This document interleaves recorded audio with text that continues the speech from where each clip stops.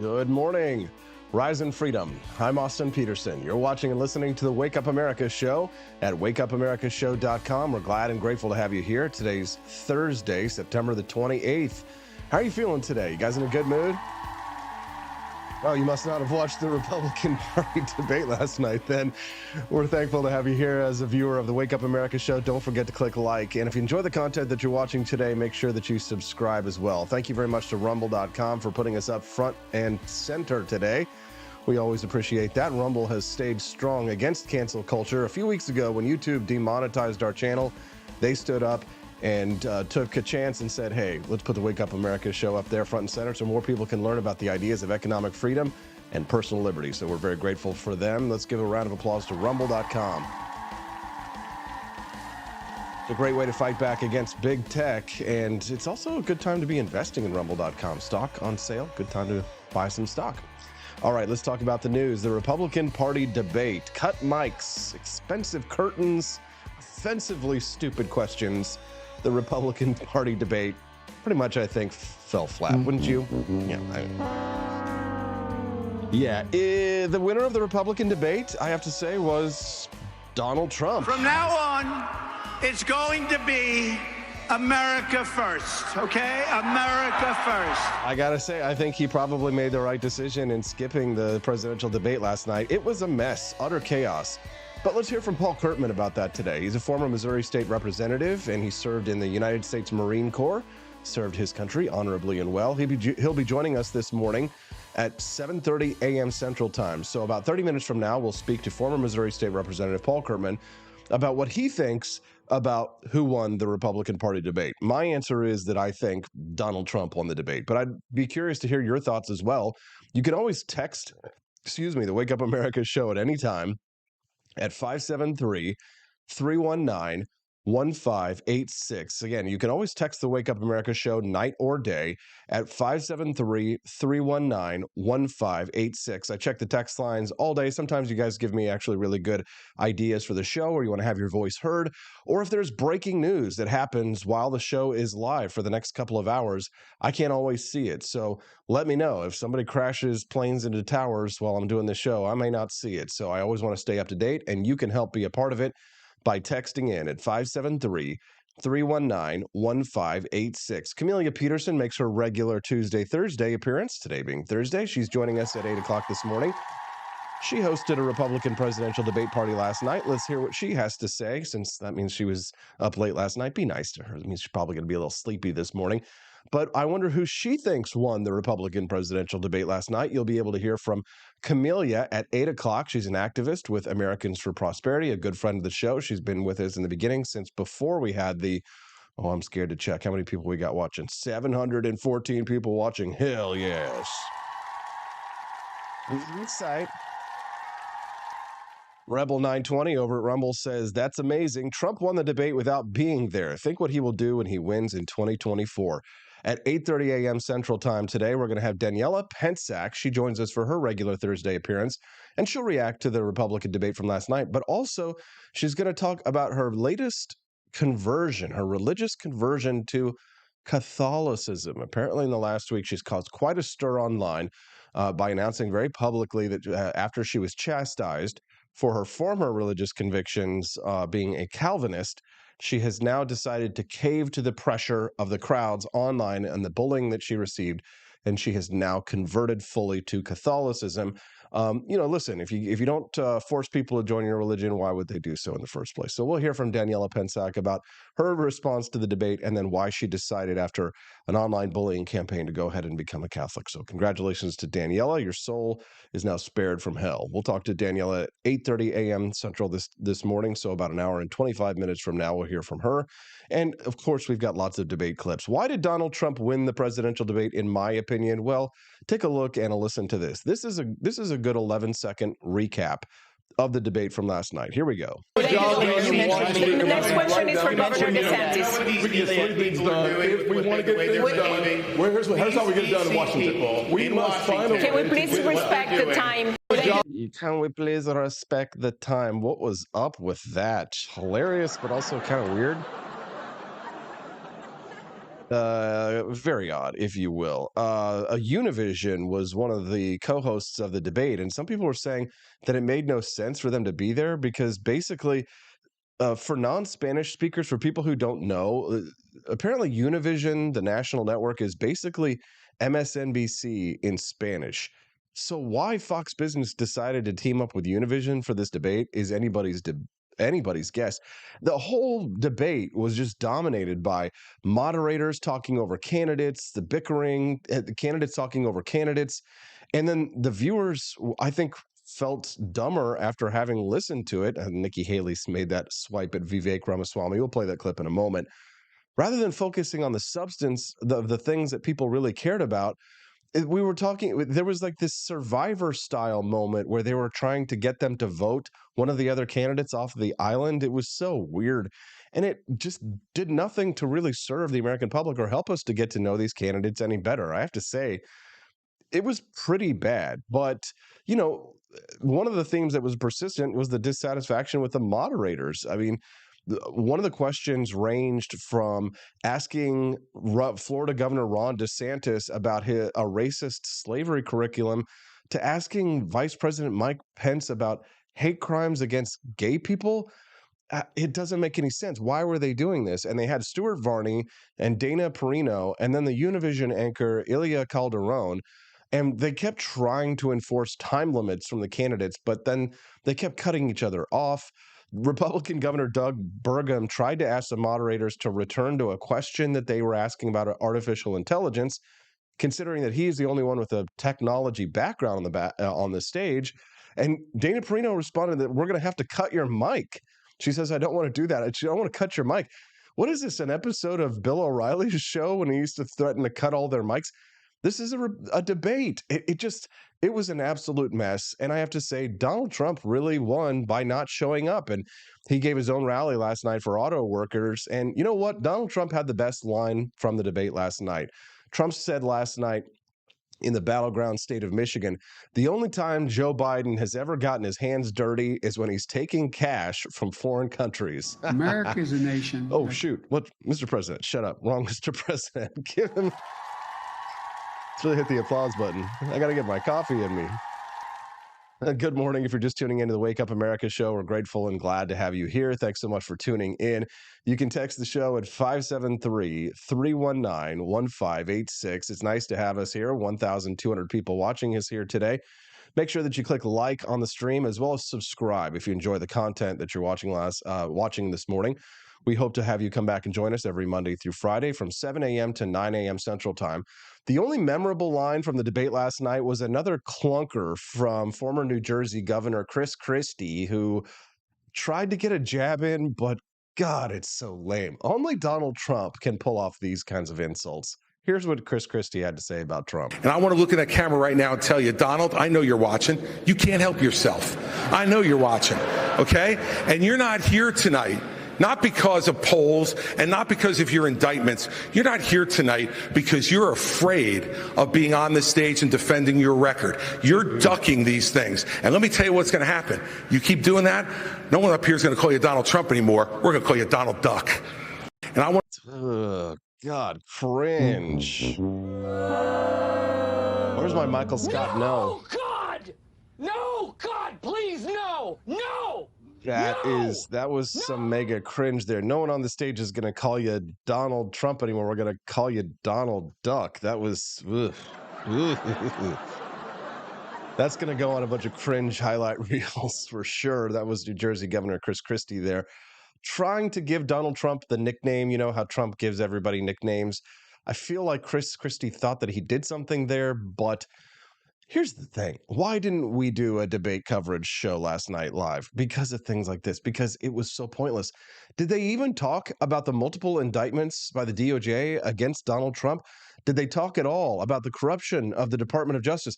Questions that really matter. How about the constitutional crisis that we might be engaged in if Donald Trump is somehow convicted on any of the counts of the 91 counts against him? If Donald Trump has to face a conviction down, and if some corrupt prosecutor manages to get that across the finish line, let's say he's sentenced to 90 days in jail or a year in jail, for example, but he wins the presidency, which looks pretty likely at this point, What does that mean for us as a constitutional crisis? Well, I'll tell you, I spoke to former Judge Andrew Napolitano yesterday on my show, and I asked him that question. I said, Judge, what do you think will happen? Will we be in a real constitutional crisis? He says, yes, if Donald Trump, for some reason, on any of these 91 counts that have been brought against him in these indictments, if Donald Trump is convicted and sentenced to any kind of a term in jail, even if it's 30 days in jail or 90 days in jail, something short or limited, if he's convicted and sentenced, then the judge thinks that it will immediately go to the Supreme Court, and the Supreme Court will allow President Trump to serve out his term as president without going to jail. And then after his term is over, then he would have to turn himself in for 30 days, 60 days, 90 days, whatever any of these indictments might bring up, these judgments. Because according to the supremacy clause in the Constitution, which of course I know a lot of libertarians and conservatives, they grouse at whenever you bring up, but it does exist, it is constitutional, and there are certain limitations. There are lots of limitations on it, but in this case, a state could not send a sitting president to jail because it would interfere with federal processes. And in the case of a federal president, then the states would not be able to imprison a president. Now, of course, if the president is convicted of a state level offense, a lot of people were confused about whether or not Donald Trump might be able to pardon himself. As I understand it right now, under the current law, the president could pardon himself for a federal crime. However, he might not be able to do so for a state crime. Now, a governor could pardon Donald Trump for a state crime if in that state the law exists to allow governors the power of the pardon. And not all 50 states actually allow governors those powers. So it'd be interesting because in Georgia, you have a Republican governor, Brian Kemp, who doesn't like Donald Trump. It doesn't get along with Donald Trump since the last election. They're sort of, I won't say they're enemies, but they're certainly they're not butting heads ever since the 2020 election. So we're talking about real political crisis here that the country is headed towards, with the likely reality that President Trump is probably going to win the Republican nomination, at least according to current polls, shows that he's leading Joe Biden, has a good chance to be president of the United States. And if you know how corrupt the prosecutors are in this country, if you've paid attention at all since you've gotten interested in politics and are obviously watching a show like this, we've faced down the question of whether or not some corrupt prosecutor might sentence Donald Trump to jail. God, is this the weirdest thing ever? It is. Well, speaking of weird, the Republican presidential debate last night, let's get back to some of these clips that I pulled for you special last night. Iowa voters weighed in on what they thought of how the Republican presidential candidates did and what they thought of Donald Trump not appearing at the debate last night. Here's what some of them had to say, and keep in mind, this is CNN. I think it's disrespectful that he didn't come to try to earn Iowans' votes, because so many people's votes are still up for grabs here in Iowa. And so not coming to try to earn that with the other candidates, I think, is a sign of disrespect. And I don't think he earned anyone's vote by not coming. I think it's Okay, there's the DeSantis supporter out there. And I got to say, Ron DeSantis came into this, I felt like he was going to be such a strong presidential candidate. And for some reason, he just doesn't seem to have the chutzpah to really eke it out. I think that the fading poll numbers have really weighed on him, and he's allowed it to affect his appearance. He seems rattled. And here he is challenging after the debate, challenging President Trump to a debate. Take a look. And you know what? Maybe we can say, since the former president didn't come here, maybe he'd be willing to do one with you and I. I think he owes it to our voters to come and make the case. Now challenging. So this is going to be Hannity one-on-one debate. Let's do it, right? I'll do anything. I'll ask him. Here's the thing, though. I'll do anything. Yeah, we know you will, Sean. The voters to come and make the case. No one's entitled to anything. You can say, some poll months before. No, you got to make the case. You got to owe it to the voters. So I'm going to show up everywhere. I think that's what we were able to do. And you know what? I have to say, I mean, listen, as much as I like Ron DeSantis, I really don't have many nitpicky things to say about Ron DeSantis. And to be honest, Here's the thing. I'm a libertarian Republican, which means, I'm from this limited government wing of the party. The criticisms that I have of Ron DeSantis, I'm gonna be honest, you probably disagree with me on, right? So if you're a traditional conservative Republican or a right-wing populist Republican, more likely, because even real conservatives would actually probably agree with me on the nitpicks, the bones that I have to pick with Ron DeSantis. The populists, typically, who are pervasive within the Republican Party at the moment, the things that I have to criticize about Ron DeSantis, the populists would disagree with me. So that's the fascinating situation that we find ourselves in here. But are we getting Jeb Bush vibes here from Ron DeSantis? Again, I like the guy. I think he'd be a great president. I thought he was going to be a much stronger contender, but I'm getting real Jeb Bush vibes from the guy. Just very low energy. Tell me if I'm wrong here. Listen, I want to know if I'm wrong, because we're all trying to confirm our biases in this one, and I want to hear from you. Let me know. I want to get your take on the debate. Send us a text, 573-319-1586. That's 573-319-1586 if you want to text the line. Love to hear from you. Don't forget, if you're just tuning in to the Wake Up America show, make sure that you click like on the stream. Help us to spread the message of economic freedom and personal liberty. And subscribe to the Wake Up America show's channel at rumble.com/AP4Liberty. I know that the 1,940 people who are watching this morning, I know you're very busy people. You probably got kids. Since you're up early, that means you have a job. Congratulations for you. Thank you for being a contributing member of society if you get up early. So I know what happens is that when you're getting ready and you're listening to the show, you might have just tuned in clicked on it because we're at the top of rumble.com. And then tomorrow you're like, I'd like to listen to that show again, but you might forget who we are. I get it. I understand. We all get busy. Make sure you click that subscribe button at least before you leave today so that you can join us on the Wake Up America show every Monday through Friday from 7 a.m. to 9 a.m. Central Time. We've got a lot of great content left to go for you. Former Missouri State Representative Paul Kurtman will be joining us a little bit later at 7:30 this morning. So a little bit less than 13, 15 minutes or so from now, we'll hear from Missouri Representative Paul Kurtman on his thoughts of the Republican presidential debate. He's a rock-solid constitutional conservative who will be joining us to give his reaction. Also, I'd like to hear from him. He is he served in the United States Marines. I'd like to hear from him on this story about this military service member who defected to North Korea. Did you hear on this one?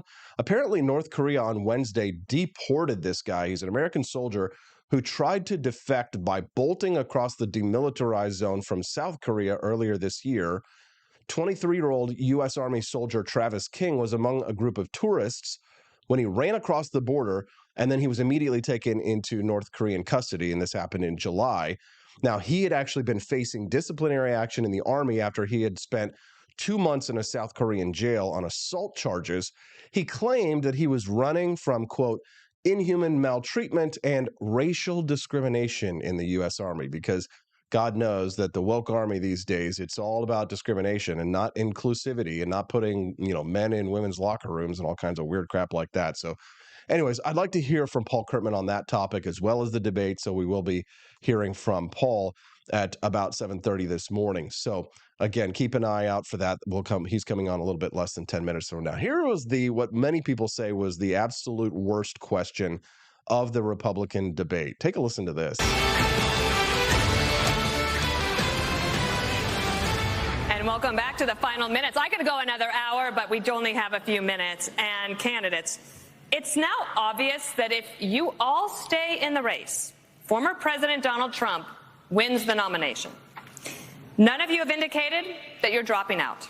So, which one of you on stage tonight should be voted off the island?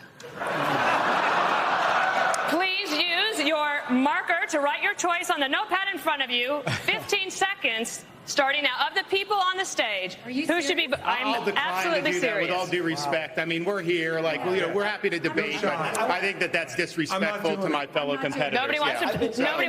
Let's do some questions. Let's talk about the future of the country. For you.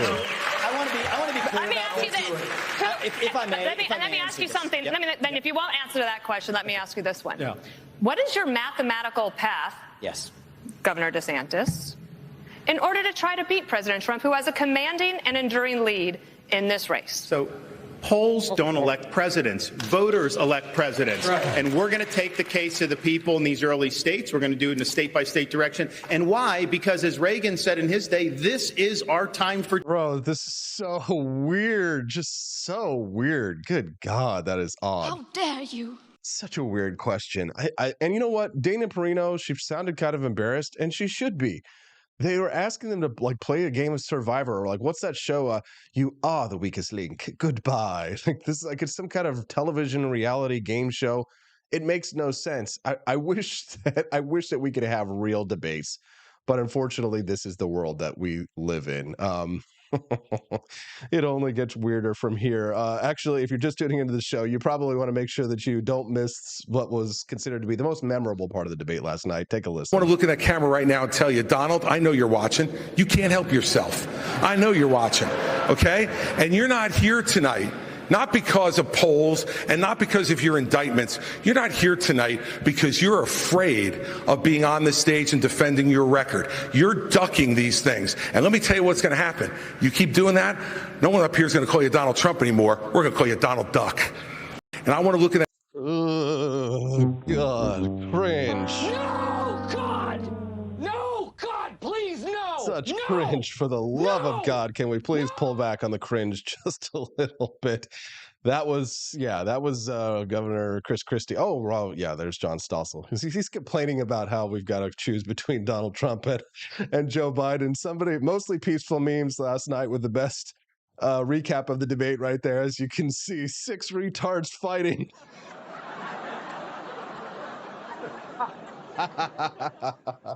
Oh my God. I love that word retard. I'm not giving up. I don't care if people say it's politically incorrect. This is the Wake Up America show. And while we do try and mind our language, we do sometimes say the R word, retard. 6 retards fighting. I have to say that's probably the best meme of the show.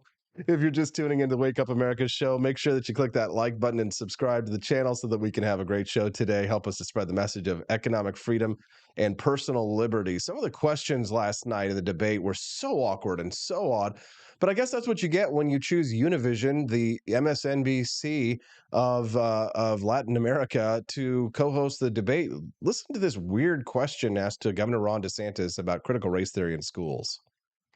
Governor DeSantis, I have a question for you. Are you guys having trouble seeing me? Florida's new Black History curriculum says, quote, slaves develop skills which in some instances could be applied for their personal benefit. You have said slaves develop skills in spite of slavery, not because of it. But many are still hurt. For descendants of slaves, this is personal.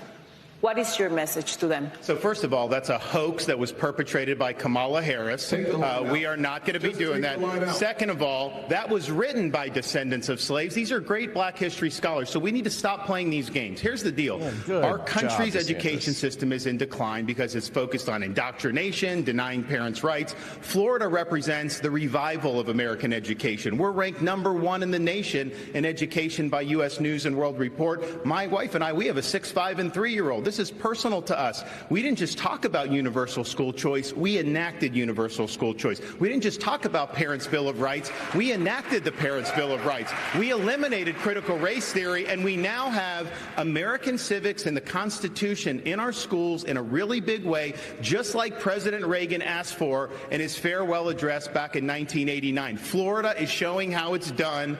We're standing with parents, and our kids are benefiting. There you go. Now, see, if Ron DeSantis had that kind of energy at the beginning and had maintained that throughout, he might not be lagging in the polls. But honestly, you know, while I thought Ron DeSantis was going to be my candidate of choice in the Republican primary, and I still think that Donald Trump is going to win, if this is all a competition for second place, I have to admit that the person that I think would be my favored pick for vice president under Donald Trump would be Vivek Ramaswamy. And it's because he's got guts and he's sharp and he's got business experience and he has the balls to say things like this. Over 10.7 million students in over 18,000 public schools nationwide have the ability to change their identity without parental notification. Governor Christie told Stewart last week that he would pass a federal law to protect parental rights. Would you try to do the same? I have to be very clear about this. Transgenderism, especially in kids, is a mental health disorder. We have to acknowledge the truth of that for what it is. I met two young women early in this campaign. On parental rights in schools. Parents have the right. Dana, shut up. For the love of God, Dana. I love you. You're kind. You were sweet to me when I worked there with you at Fox. But shut up, for the love of God. Let them answer the questions, okay? Right to know. And you know what? The hypocrisy of this is, even New Hampshire failed to actually get past a piece of legislation here. The very people who say that this increases the risk of suicide are also the ones saying that parents don't have the right to know about that increased risk of suicide. And I'm sorry, it is not compassionate to affirm a kid's confusion. That is not compassion, that is cruelty. I met two young women, Chloe and Katie, early in this campaign, who are in their 20s, now regret getting double mastectomies and a hysterectomy. One of them will never have children. And the fact that we allowed that to happen in this country is barbaric. So I will ban genital mutilation or chemical castration under the age of 18. And parents have absolutely the right. Would you try to pass a federal law that says parents should have that right? That's what he's saying, Dana. This is, oh God. I'm honestly surprised at her because she's usually so classy, but this was just god awful. States absolutely have to follow that through. Governor Burgum we stand for parental rights. Yes. Governor Burgum a follow-up on this. What in God's green earth? I got lots more debate questions and answers, and yeah, it was an absolute nightmare. But I'm tired of confirming my own biases on this one. I want to hear from former Missouri State Representative Paul Kurtman. I want to hear his reaction to the debate.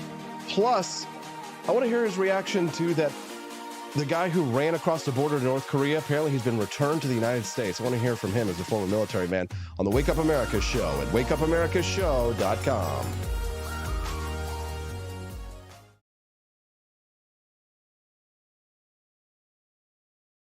In the to Austin and Stephanie Peterson embarked on a journey to wake up America. They began humbly, with just 20 souls tuning in, learning, listening, and though challenges arose, like the looming shadow of YouTube demonetization, their spirit never waned. And now, thanks to you, thousands rise with the sun to join them, to listen, to engage, to be a part of a community.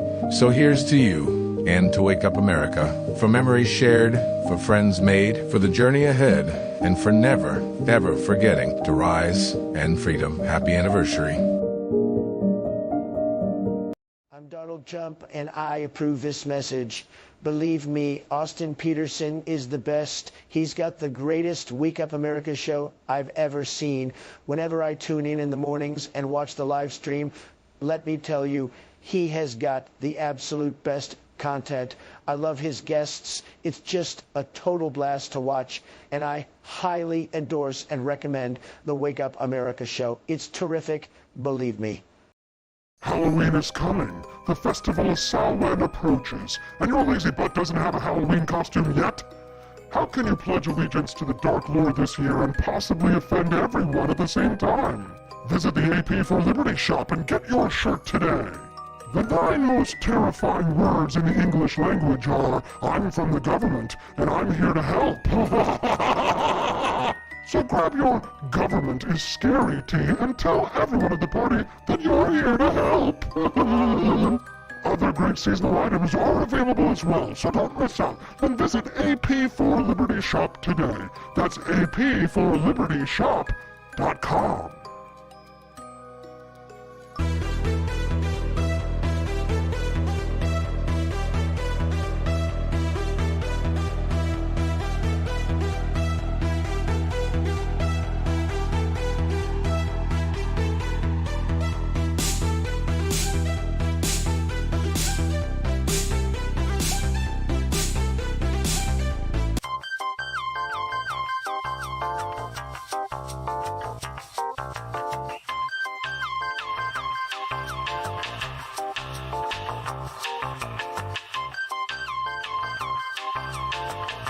I'm a public defender. I am a public defender. I'm proud to be a public defender. 80% of Americans accused of a crime will get appointed a public defender. Everybody from a speeding ticket to capital murder. For every dollar we spend on public defenders, we spend $3 on prosecutors. Public defenders have to do pretty much everything on their own. Social workers, counselors. Investigating is another piece of it. The average public defender holds 300 cases annually. You never feel like there's enough time. Public defenders have health issues all the time. A lot of people give up and say, I can't do this work anymore. Gideon's Promise trains, mentors, and supports public defenders. There are a lot of people who say that they would not still be public defenders, but for Gideon's Promise. It's fueled me to continue on in this fight. Gideon's Promise has changed the face of public defense. People see us as troublemakers. Good trouble only. We don't make it easy. It should not be easy to take away someone's liberty.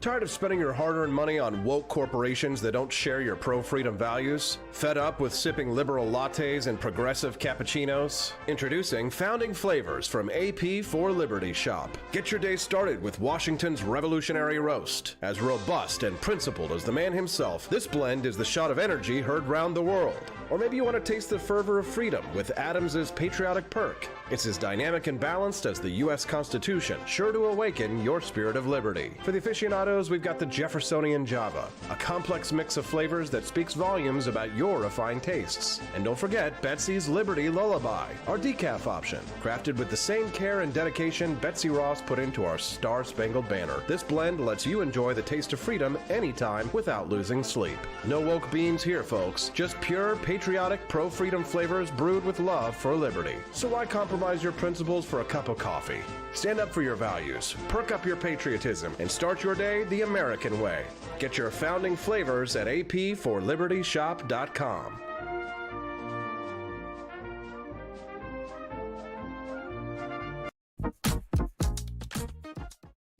Here's the challenge, though. Black families survived slavery. We survived poll taxes and literacy tests. We survived discrimination being woven into the laws of our country. What was hard to survive was Johnson's Great Society, where they decided to put money, where they decided to take the black father out of the household to get a check in the mail, and you can now measure that in unemployment, in crime, in devastation. If you want to reach free, here's that was Republican Senator Tim Scott of South Carolina. Good morning. I'm Austin Peterson. We're grateful and glad to have you here. Thanks so much for tuning into the Wake Up America show. Don't forget to click like and subscribe to the channel if you enjoy the content that you're watching. We've been reacting to the Republican presidential debate this morning. In just a moment, we're going to speak to former Missouri State Representative Paul Kurtman, who will be joining us today to give his reaction to the debate, as well as his thoughts about that North Korean defector from the United States to North Korea, who has now been returned to us. We'll get to that in just a moment. But may I remind you, while you're here, that the Wake Up America show has our very own brand of coffee that you could be enjoying right now. If you want to enjoy some absolutely delicious coffee from apforlibertyshop.com, I highly recommend. My favorite is our Colombian Single Origin, which is named after my favorite unofficial founding father, Thomas's Painkiller coffee, that you can get exclusively at apforlibertyshop.com. Of course, we've got a whole variety of delicious roasts. Today, I'm drinking Jeffersonian Java, which is our light roast. It's very heavily caffeinated, and I need it on these early mornings to get the day started. So if you like coffee, if you're a coffee lover, this is a premium coffee for you. And remember, all of the items at the apforlibertyshop.com store have free shipping to the USA. So the price you see is delivered to your front door. Visit apforlibertyshop.com. Oh, and I know a lot of people were excited because they were all ordering these shirts like crazy. The Michael Myers No Lives Matter shirts, as you can see here.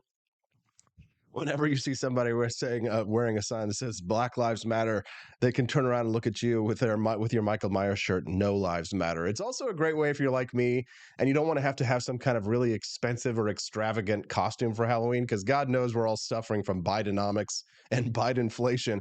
So this is a really great way to get you a Halloween costume that everybody will laugh at.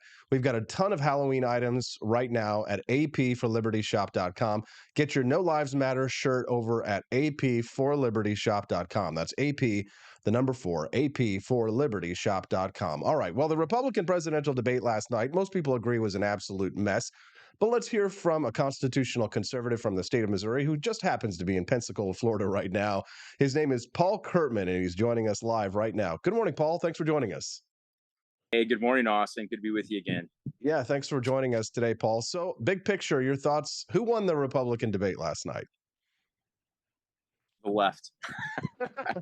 I'm just not so sure. Austin.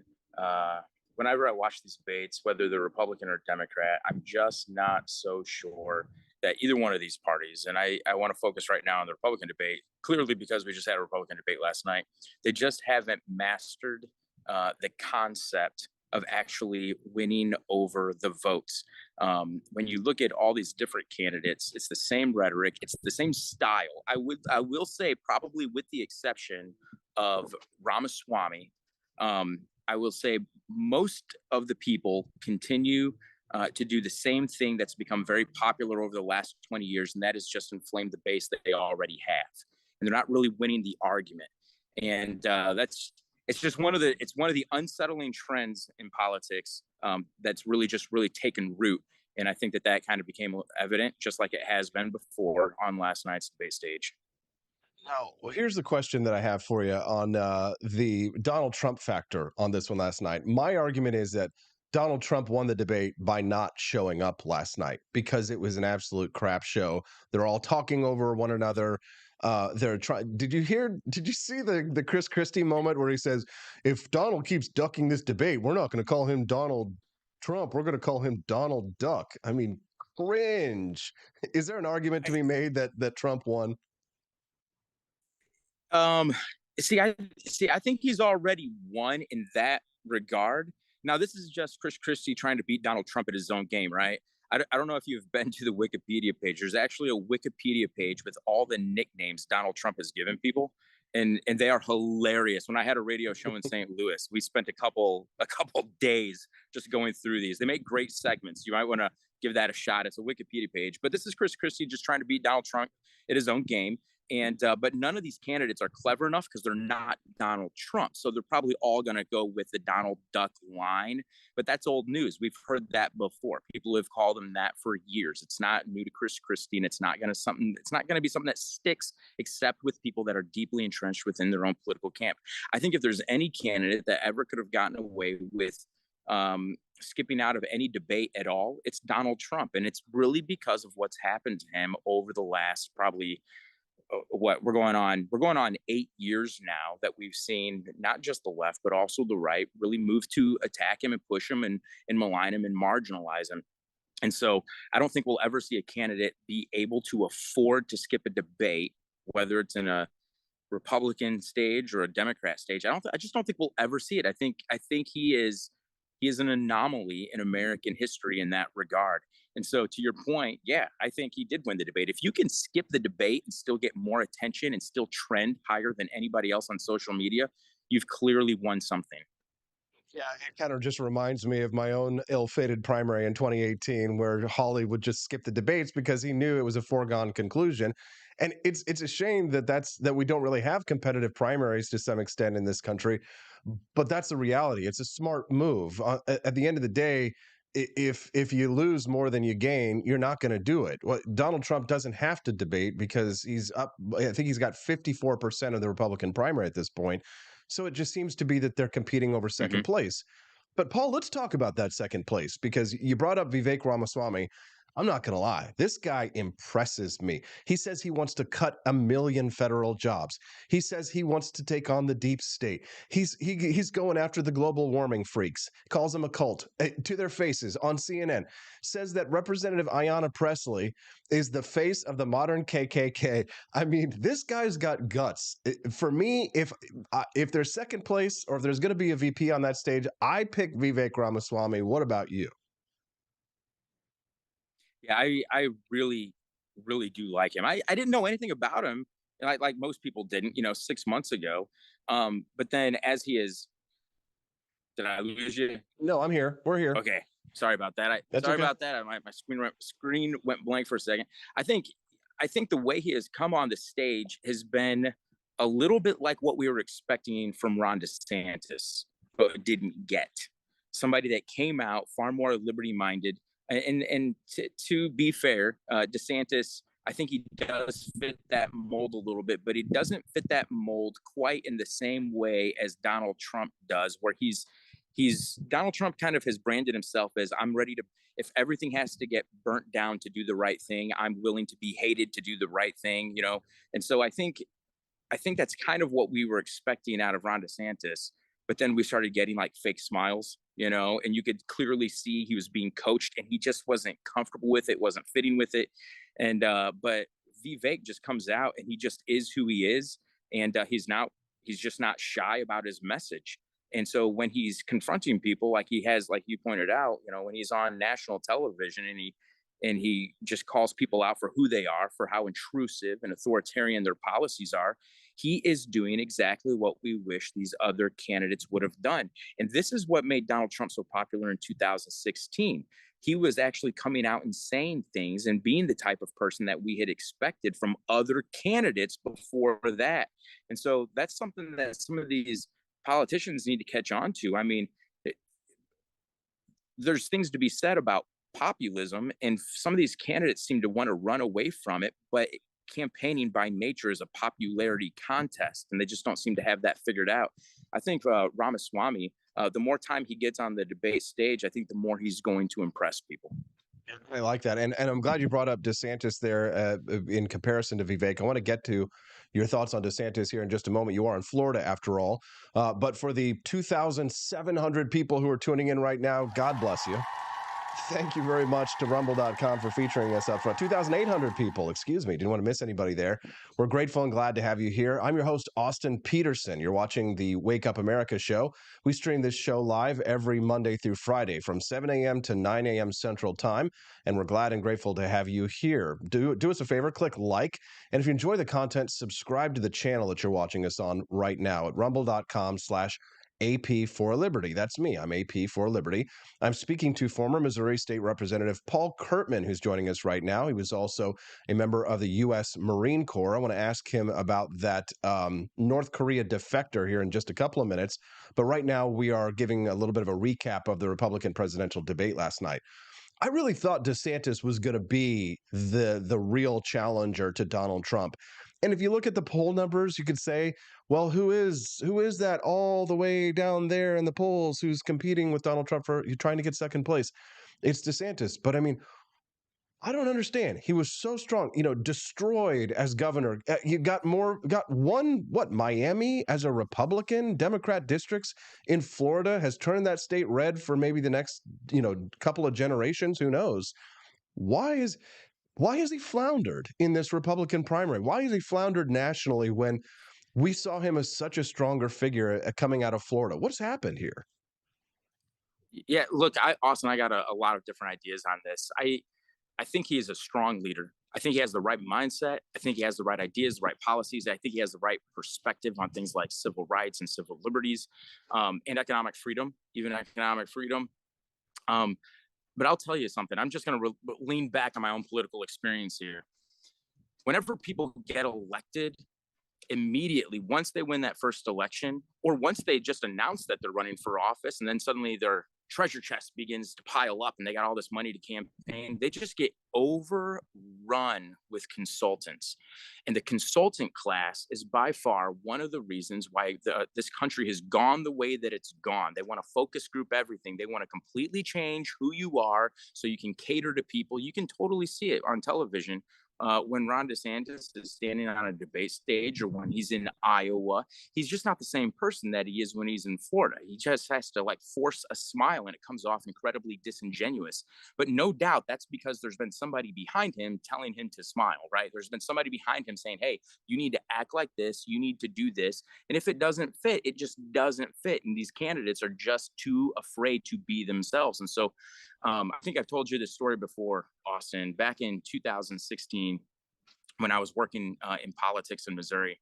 I had a guy working for me, and Donald Trump had came to St. Louis, and he said, "Hey, Donald Trump's in town. Do you want to meet him?" And I thought to myself, "Yeah, okay, I'll go meet him." I did not like him, was not a fan. But when I got to the airport, I got to spend some time with him on his airplane, and I realized he is exactly who he is on the camera as he is behind closed doors. And at that point, it occurred to me, this guy's not reading from a script, and it made sense to me why so many people were attracted to him. This generation has grown up totally being able to recognize when somebody's reading off a script, when somebody's being disingenuous. And when you see all these candidates, whether they're Democrat or Republican, when you see these candidates on the debate stage, you can tell who the liars are. You can tell who the people are that are just trying to pull the wool over your eyes. And I think this is why it's been surprising for so many people that somebody like Vivek Ramaswamy has come from nowhere and has just been able to impress people and been able to endear himself to people because he's very more real to them. He doesn't come off as a salesman. He doesn't come off as somebody who's been practicing the Donald Duck line for the last 2 or 3 weeks, hoping that they can figure out a way to say it to make it trend. I mean, they focus group these taglines. And I mean, if people think that Chris Christie just came up with that on the debate stage, I remember Hillary Clinton came up with I can't remember what it was that she said in 2016, but she actually stuttered as if she was trying to think of something to say, but it came off so fake. We all knew that she had practiced the stutter in the back room just before they came out on the debate stage. Oh my God! And Yeah, so it would sound like she was trying to think of what she was saying. So it would sound like she was just thinking, just off the top of her head, and she was thoughtful. But it turned out that they had been focus grouping that for weeks and weeks and weeks. And so that's why I think somebody like Vivek does so well. But that's where consultants come in, and they get paid the big bucks. And consultants are not interested in the direction of the country. Consultants are interested in making money. Right. And so when you see these different candidates on the debate stage being steered toward different policies, when we think that politicians are out of touch with the American people, it's because they're more in touch with the consultants that they worship, thinking that those consultants are going to get them elected up the ladder into the next office. They're mercenaries, yes. And Torvarin over on the live stream this morning says, quote, "Pokemon go to the polls." Yes, we all remember that one. Nice to see you all. Burn in Hell Biden, nice name over there, says they are all talk. None of them mean a dang thing they say. At least Trump did what he said. We appreciate your comments over there. We just crossed 3,100 live viewers of the Wake Up America show, which means that this is now, right now, the highest rated Wake Up America show of all time. We just broke a new record. Thank you very much to our viewers and listeners for that. And thank you to rumble.com for featuring us today at the top of their website, front and center. If you're enjoying the content that you're hearing today, make sure that you click like and don't leave without a subscription. It's totally free. Rumble.com/AP for Liberty. Hit that subscribe button so you can join us every Monday through Friday from 7 a.m. to 9 a.m. Central Time here. It's a great way to start your day. 2 hours of economic freedom and personal liberty and great guests like my current one, Paul Kurtman, former Missouri State Representative, who's joining us live right now on the show. We're grateful and glad to have him here. I'd like to divert very briefly, Paul, because I'd like to hear your thoughts. When you were in the military, did you ever visit the DMZ in Korea? Did you ever have a chance to go and see that border? And I wonder what your thoughts are on this defector who claims racial discrimination caused him to flee to North Korea. Now he's returned. My thoughts are, you can keep him, but what do you think about this? Okay, so I'm just gonna step back inside here for a second while I talk about this. Okay. My neighbor's in the yard, and this cracks me up, Austin. So he's claiming racial discrimination. He's claiming all this racial injustice. And so of all places, he's going to flee into North Korea, where if they just don't like the fact that you smiled big enough for the speech of their authoritarian leader, they're going to put you in front of a firing squad of anti-aircraft guns. And so in a communist country, right? In a communist country, if you want freedom, if you want equality, the last thing you do is you run into a communist country for refuge and for safe haven, right? But is this not the story of the left? Is this not exactly what they're doing? Racial discrimination, divide people based on race. And where is it taking us? It's taking us straight across the border into the land of communism, where it's going to be worse for everybody. And where we're going to be on our knees day and night praying God to deliver us from. And that's exactly what we've seen with this guy that deserted the army and wound up in North Korea because he was trying to find, I guess, racial justice or something. It is absolutely insane and stupid. I'm glad he's an American. I'm glad he came back. I haven't really I just seen the headline saying that he was being sent back. I hope he comes back in better shape than the one guy who came back with holes in his head and then wound up dying because he's an American. And I don't care. As crazy as the story is, if you're an American, I hope that you get back to America safely. And but what a crazy, nutty story that whole situation was. Paul Kurtman, is there anything else that you'd like to share with our listeners or anything you'd like to plug before we let you go? Good opportunity to do so with 3,200 people here. Well, I'll do that. I'll tell you what, I'm glad to be on here. Congratulations on breaking that record on Rumble. Glad to see you on Rumble. If anybody wants to get a hold of me, paulkurtman.com. I have a financial service company. So if anybody wants any type of investment advice, they can go to prkurtman.com. I have a good newsletter that I send out every week related to the markets. I am a freedom-minded individual, part of the parallel economy. People need to do business with people that share their values, and we need to support each other. So prkurtman.com is where they can go if they want to find any information out about that. But really appreciate being on with you again, Austin. Thank you very much for your time, Paul. Thanks for getting up early and joining us all the way from Pensacola, Florida. We look back to your safe return coming back to the great state of Missouri. Have a wonderful day. All right. Bye. There you go. That's Paul Kurtman. What do you think of Paul? Send us a text, 573-319-1586. Again, you can text the show and let us know what's on your mind at 573-319-1586. One listener from the 573 said they've been interested in Tim Scott for a minute, but they don't trust any of them. Matt Unruh says that I'm beginning to think taking the Libertarians out of the other two parties has been a mistake. The nation has gotten considerably worse since 1971. Interesting point of view from our buddy Matt Unruh. Thank you for that, Matt. Well, speaking of investments and Paul Kurtman talking about investments, don't forget that my friends at Lear Capital are the ones who make the Wake Up America show happen. Not just the 3,200 people watching, because, of course, you're making the show happen as well. But that's why I've got a great offer for you from our friends at Lear. Now, here's the thing. This isn't just another crummy commercial, as they might say, from that famous Christmas movie we like to watch every year. Oh, crummy commercial, right? Drink your Ovaltine, if you will. This is a company that I endorse and recommend not only to you, the listener and viewer, but also to my own family. I recommend Lear Capital to the people that I care about the most. If you've been considering investing in gold and silver, today's a great day to call Lear Capital at 1-800-885-2175. And why is it a great day? Well, they've got a $500 account credit to get you started. So if you've been looking at the price of gold and saying, now's a good time probably to get in before Biden starts printing cash like crazy to try and win the election next year, because you know they always do that. They print money like crazy in election years to try and win the election because they want those interest rates to go down so that they can win the presidency again, right? Easy money. What does that mean? That means that, well, it's going to cost more to buy stuff, but that also means that the value of gold goes up. You can get a $500 account credit now if you call our friends over at Lear Capital at 1-800-885-2175. Now, listen, I know more people are phone averse than ever. Like calling somebody on the phone, that's a big ask for some people. So visit LearAustin.com if you're phone averse. However, the $500 account credit is just for those who call that number. So call them at 1-800-885-2175. You don't have to buy the gold today to get the account credit. They'll set up your account and they'll credit your account for that $500 when you make your first purchase. But if you just want to get more information, LearAustin.com. Visit it right now today. Secure your financial future. Now's a great time to buy gold and silver. And again, I recommend this company to my own family, so I have no problem endorsing and recommending them to you. Write that number down before you go, 1-800-885-2175.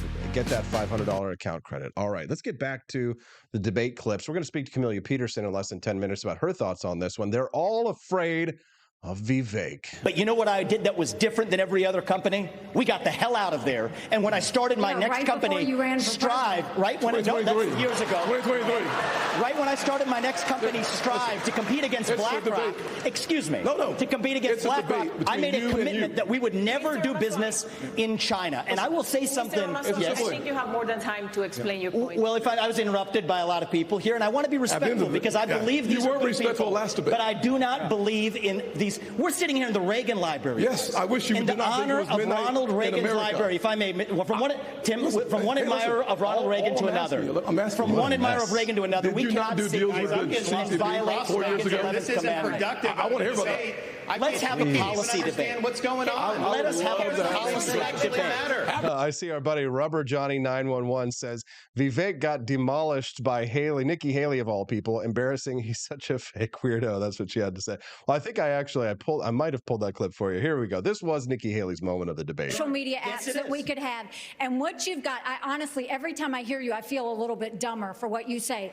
Because I can't believe that here you've got a TikTok situation. What they're doing is social media apps that we could have. And what you've got, I honestly, every time I hear you, I feel a little bit dumber for what you say. Because That was actually not bad. She's sharp, and I do hear from a lot of people that they think that Nikki Haley did a good job last night. But this is really Here's the perfect recap of the presidential debate last night. The next question is for Governor DeSantis. We can get 3 things done. If we want to get things done, here's how we get it done in Washington. We must find a way. Can we please? God, that is annoying as hell. Yes, but probably the most memorable moment from the debate last night that everybody's talking about and is trending last night. Here's what Porky Pig had to say. That camera right now and tell you, Donald, I know you're watching. You can't help yourself. I know you're watching, okay? And you're not here tonight, not because of polls and not because of your indictments. You're not here tonight because you're afraid of being on the stage and defending your record. You're ducking these things. And let me tell you what's going to happen. You keep doing that, no one up here is going to call you Donald Trump anymore. We're going to call you Donald Duck. Oh, God, that is cringe. No, God! No, God, please, no! No! No! Okay, now, who is the person over in the live stream that said that Vivek has Jimmy Neutron hair? Who are you? You're not allowed to make me laugh during the show. Good morning if you're just tuning in to the Wake Up America show. I'm your host, Austin Peterson. We're grateful and glad to have you here. Today, we hit a new record of live viewers, 3,200. Oh my God. Geez, I've never had this many people on a live stream in my life. So thank you to rumble.com for featuring us up top. We know we couldn't do it without you. This is the place for free speech. When YouTube demonetized this show a few weeks ago, my wife and I were looking at ourselves like, oh boy, there goes a significant portion of our revenue. Rumble.com stepped up and said, hey, we like this show. We'd love to feature it over here at Rumble.com. And thank you for doing that. At Rumble.com, it is the place for free speech, and we can fight back against big tech. I'm an investor at Rumble.com, and I also invest with my time and energy as well. Thank you for investing back in me. My wife, Stephanie, she and I are just a little 2-person small business, and it's all centered around this show, the Wake Up America show, this podcast. And from here, we have apforlibertyshop.com, where we sell our merchandise like my No Lives Matter shirt. You can see my Michael Myers No Lives Matter shirt. You can get that at apforlibertyshop.com. And we started this just a year ago as a dream to try and build our own libertarian-based business. So that we could have basically like a libertarian version of the Daily Wire. We want to do documentaries, and we want to do more podcasts, and we want to build another like a liberty-based media empire. And we really appreciate rumble.com for featuring us to help us to make that American dream come true. If you want to help support the ideas of economic freedom and personal liberty and help us to build a libertarian, quote unquote, Daily Wire, visit apforlibertyshop.com. Get yourself some delicious coffee and some great Halloween shirts like these, or Michael Myers No Lives Matter shirt, selling like hotcakes. We might sell out, so go and get yours today. All right. Well, Camelia Peterson, you know how she is about Donald Trump and about the Republican presidential candidates. Tentative. I'm going to push her, see who she thinks won the Republican presidential debate. So don't leave. Stick around. We're going to hear from Camelia when we get back on the Wake Up America show at wakeupAmericaShow.com.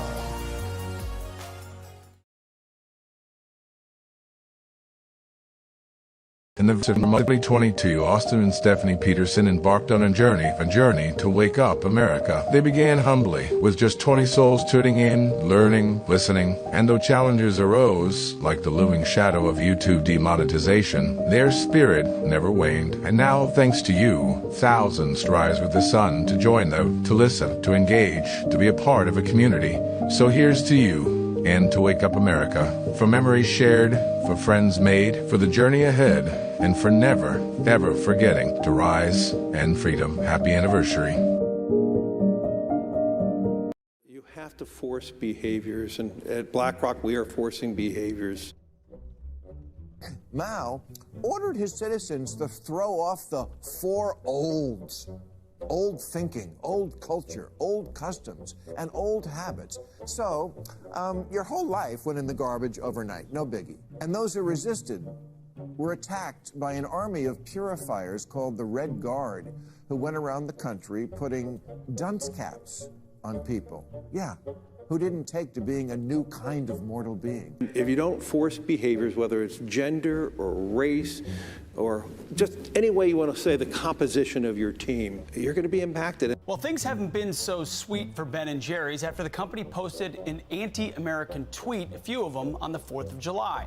The ice cream makers declared the United States was founded on stolen indigenous land. Well, someone should tell Target that, because they're now selling swimsuits with tuckums in the women's section of the store. And they even have a line just for kids. Yeah, we're going to reach out to Ben & Jerry's and ask them how they can live with themselves as they operate a multi-billion-dollar company on stolen land while declaring other people give up their so-called stolen land. This is the child section. This is literally the kids section. I'm next to a literal onesie that says whatever the hell that means. We have "Glad You Came Out" and "I'm so happy that you're queer" in the kids section. Are you kidding me? I'm sorry, but pride and toddler don't belong in the same sentence. Good news! Starbucks will offer its workers reimbursement of travel expenses related to accessing abortion and gender-affirming procedures. Kyle Rittenhouse was seen wearing a Black Rifle Coffee Company shirt, and they wanted to distance themselves from that individual. Key employees at the company also were donating to Democrats. Hafer doubled down on throwing many in his base under the bus, describing them as racist and a repugnant group of people.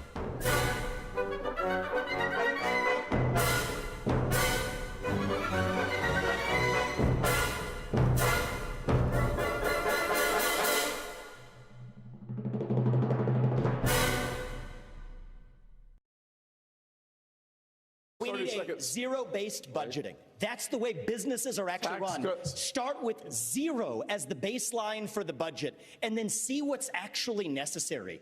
There isn't a blue state or a red state in this union that does it. The federal government doesn't do it. But successful companies, including the ones that I've built as a CEO, will do it. And I think we need a CEO in the White House. There you go. Zero-based budgeting. Who's going to nerd out with us on that one? Good morning. I'm your host, Austin Peterson.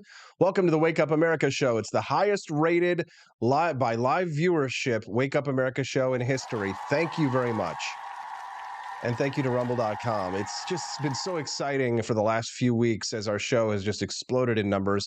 Thank you for joining us. And don't forget to click like and subscribe to the channel so you can get updates when we go live. If you subscribe to the Wake Up America show right here on rumble.com, you can get those updates and join us every Monday through Friday from 7 to 9 a.m. Central Time. Don't forget, I know you get busy, you're getting your kids ready for school or doing what have you this morning. So before you leave, click that sub button. We'll see you tomorrow morning for Freedom Family Friday when my smoking hot redheaded libertarian wife, Stephanie, joins us. She joins us every Friday for Freedom Family Friday, and we usually lighten things up and talk about a little bit, lighter topics than just politics. So make sure that you come back and join us and you can see my Freedom Family. All right. Well, a part of our extended Freedom Family who joins us every Tuesday and Thursday at this time at 8 a.m. Central Time is the lovely Camelia Peterson. And she's got a POV on who she thinks won the Republican presidential debate, and it's Mike Pence. Oh my gosh. No, here's what I want to know. What's the opposite of participation trophies? Is participation consolation prizes? I don't know, because I feel like It's like I think everybody's losing at this point. All right, but if you had to choose, who do you think won the presidential debate? I think it was Donald Trump by not showing up. I mean, it does him no good to show up at this point. I think there's no benefit in it for him. So yeah, I mean, I think that's the case, and he's obviously still has a pretty commanding lead in the polls, at least if you can believe what the polls say. I don't, it's kind of hard to know what to believe anymore. The one poll that came out that has him so far ahead of Biden that is like an anomaly to everything else. And I don't know, we've just been so burned by polls so many times that I just, I hear it and I'm like, okay, well, we'll see. No, for sure. But I need you to be more decisive here, Camelia, and stop dithering. I need a commanding Camelia for the Wake Up America show this morning. And I want to know decisively, who do you really think came out looking the best last night? If we're talking about people who were actually debating, gosh, if I had to choose somebody, I mean, this is tough. I don't think it was Ramaswamy this time. Okay. You know, I don't know. I'm gonna.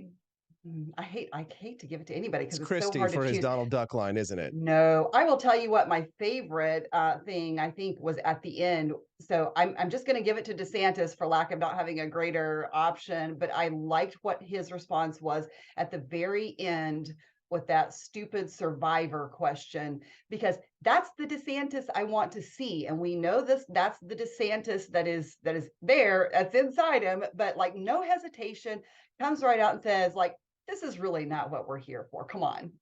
No, for sure. I thought it was a good moment for him for sure, where he kind of like they called it the worst question of the GOP debate. Hold on just a moment, Camelia. You won't be able to hear it, but I'm going to play the clip for our audience very briefly. Okay. Just a moment. We're choosing.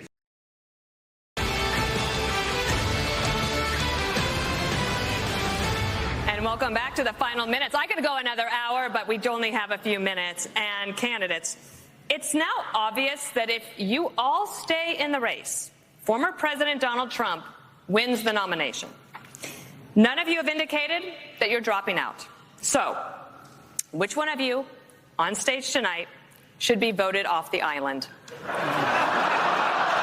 Please use your marker to write your choice on the notepad in front of you. 15 seconds. Starting now, of the people on the stage, who should be? I'm absolutely serious. With all due respect, I mean, we're here, like, we're happy to debate, but I think that's disrespectful to my fellow competitors. Nobody wants to. Nobody wants to participate. Let's do some questions. Let's talk about the future of the country.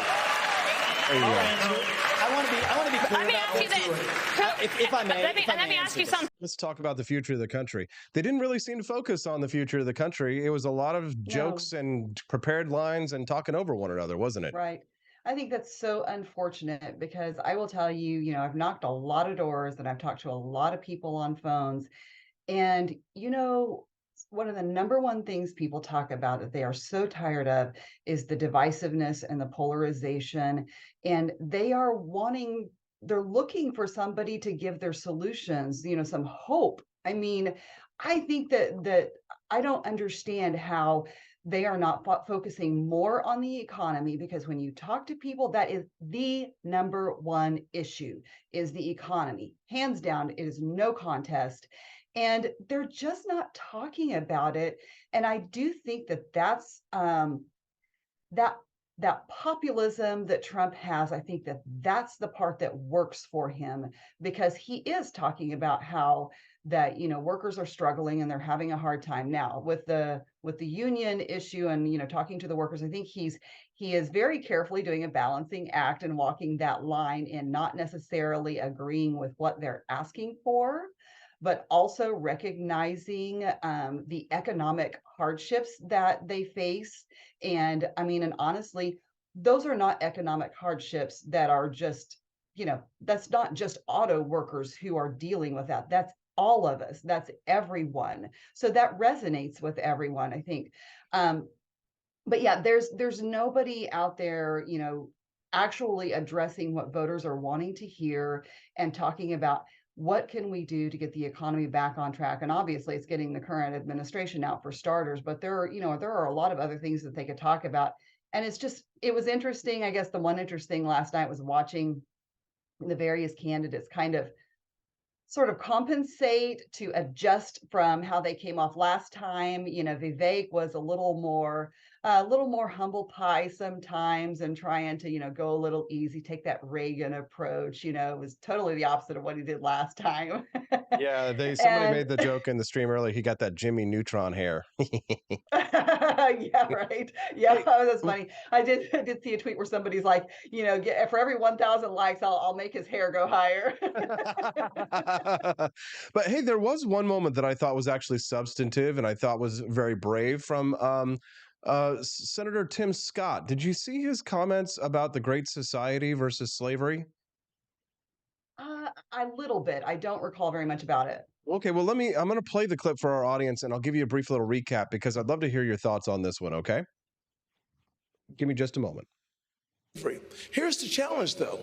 Black families survived slavery. We survived poll taxes and literacy tests. We survived discrimination being woven into the laws of our country. What was hard to survive was Johnson's Great Society, where they decided to put money, where they decided to take the black father out of the household to get a check in the mail, and you can now measure that in unemployment, in crime, in devastation. If you want to reach free, here's the challenge. So that was Senator Tim Scott saying, you know what, we survived slavery, we survived poll taxes, and we survived Jim Crow, but what we didn't survive was Lyndon Johnson's Great Society and taking the black fathers out of the home and replacing them with the government.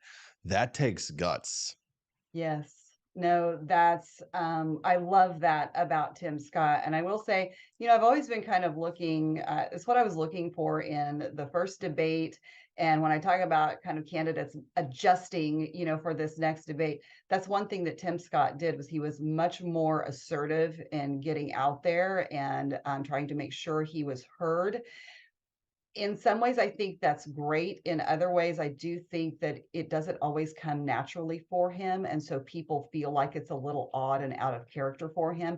But when he articulates those kind of things, it's like he talked about similar things when he was on The View, and people responded to that because he is very good at communicating the realities of what has happened in the Black community and what we need to see, because there are very real systemic issues that have been perpetuated, and it's a cycle. It just keeps getting perpetuated generation to generation, and it really does take people who are within that community to step up and to lead and to come up with real solutions to break that cycle.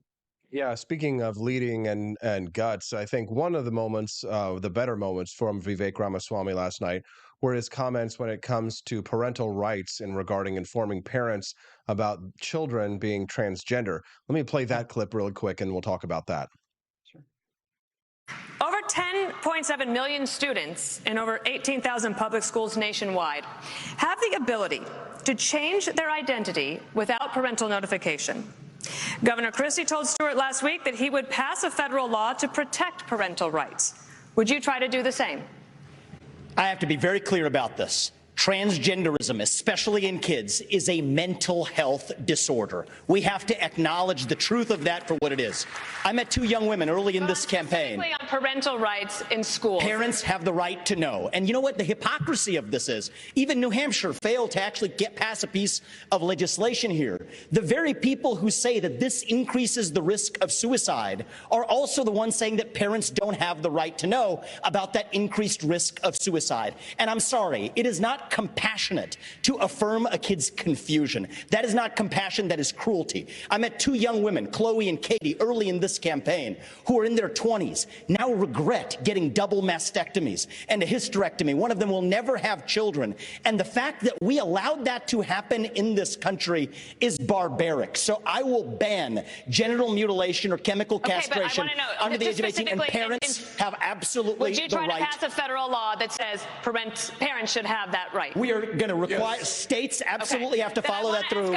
We stand for parental rights. Yes. There you go. Would he be in favor of a law that prevented the genital mutilation of children and also that the parents would be allowed to be notified. This is a big issue. I mean, when you see laws being passed around the country that turns, states into sanctuary states where parents, like children, can literally flee, or like the mother of a child, without the consent of the father, can take a child to a state and flee to that state and then transition that child without parental consent or even notification necessarily. I mean, that's got to stop. Don't you agree?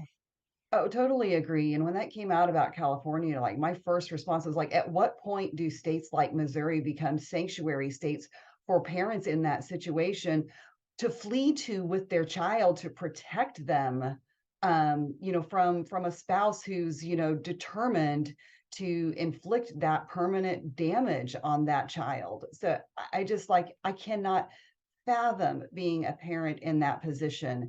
And I think this also goes to show, how important, and I know they talked about this a little bit last night, probably not enough, but this goes to show how important it is that we keep making forward progress on education reform and getting that, because I believe that's a parents' rights issue, because so much of this is happening in the schools and teachers are subverting parental authority when it comes to these issues.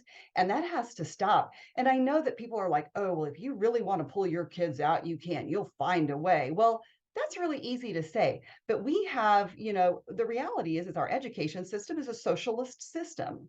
And we have been in this for a long time. And you're not just going to undo it. You're not going to unring the bell just like that. And when this is what the structure that people's lives are based around, and that's all it just doesn't happen like that. So we need to make avenues for people to be able to walk away from that. So important. Because I mean, I've said this many times now, but not only do I believe that this is, a parents' rights issue, I also think that education of our children is really the last stand for liberty in this country, because with every generation, if we do not get them give them avenues out of there, they're just going to continue this is going to be what they hear. And we have to allow parents to choose better options for them. That was something that, you mentioned, I hosted a debate watch party last night. And one of the things that we did is in the hour ahead of the debate, I had several of our statewide candidates for Missouri, as well as some local ones come in. And we talked about that, and then we had a legislator panel on, what is the future of education reform in Missouri. And, there are so many people that want to see this, but we really are fighting. This is it's the administrative state, right? It's the bureaucracy. This is the administrative state for states. You're fighting the teachers' unions, and you're fighting that system that's in place, that bureaucracy that just the natural impulse is to want to feed itself. So it's never going. I want to hear you talk a little bit more about the education system here in just a moment, but I do also want to reset really quickly for those who might just be tuning in to the 2,000 people watching us live. Good morning. We're glad and grateful to have you here. We're not used to having this many people on the show, still getting used to it, and we're glad to have you. Make sure that you click like and subscribe to the channel. Today is the highest rated in terms of live viewership Wake Up America show ever. So thank you to you, the audience members. If you enjoy this content, click like and subscribe to the channel so you can come back and join us again tomorrow morning for Freedom Family Friday. I'm speaking to Camelia Peterson. She's an activist with Americans for Prosperity here in the state of Missouri as well. I just saw somebody over on the Rumble chat said good morning from the boot heel. So we got a lot of good Republicans in from Missouri today. Glad to have you here, all of our Missourians. And of course, it is a national show, so we are waking up America. People all over the country are tuning in, and we'll also have Daniela Pensack joining us here at 8:30 this morning from the West Coast, where it's 2 hours even earlier. And we're going to hear about her forcible conversion to Catholicism, as well as her debate reaction as well at 8:30. So stick around for Daniela Pensack. She'll be joining us at 8:30 a.m. Central Time. And of course, I'm your host, Austin Peterson. I hope to see you again tomorrow morning. Education and school choice. So one of the lengthier segments last night, Camelia, saw them talking about how to change the education system, right? The fact that kids are having problems being able to read, and they're graduating without being able to read. This one candidate said, Nikki Haley, she says, we've got to quit spending time on this DEI, diversity, equity, inclusion, and CRT, and instead focus on financial literacy, on digital literacy, and on making sure our kids know what they need to do to have the jobs of the next generation. I agree with her that we need to have literacy and we need to have financial literacy and all this kind of stuff. But two things can be true at once. We can walk and chew gum at the same time. I mean, Yes. we can fight CRT and DEI and still make sure that kids can learn, right? I think so. And I think that this is where we see this all or nothing approach. We've seen that here in Missouri as well. It's like, oh, well, you either just have to fix the public schools or you just have to do, private education, money follows the child. And I think the answer is really that you have to do all of the things. We need to let money follow the child so that parents can choose the best education for their kids. We need to address the public school system because that's not going away. If we're facing realities, I know that most libertarians are like, oh, we're just going to get rid of public schools. And okay, that's the utopian ideal, but it's not going to happen in my lifetime even. And so we need to find ways to make those schools better for kids as well. And we also need to make sure that we're protecting homeschoolers. So we've got to get government tentacles out of things. And when we talk about that bureaucracy, that is so much of what is teachers' hands are tied in so many ways in public schools, government schools.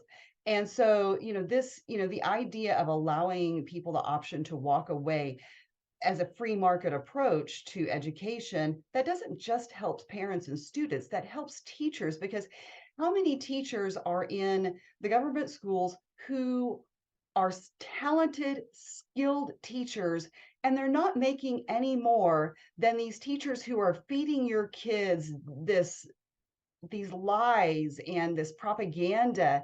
And we're just, we're hurting the teachers who are actually doing a good job with your kids. And this will open up, education freedom would open up more choices for those educators as well.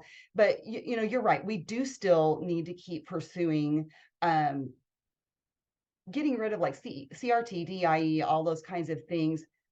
But the reality is, it's like playing whack-a-mole. As long as we have that bureaucracy in place, they'll bring it back and call it something else. We still need those people that are out there watching it and beating that drum and not letting it die. I mean, that's important.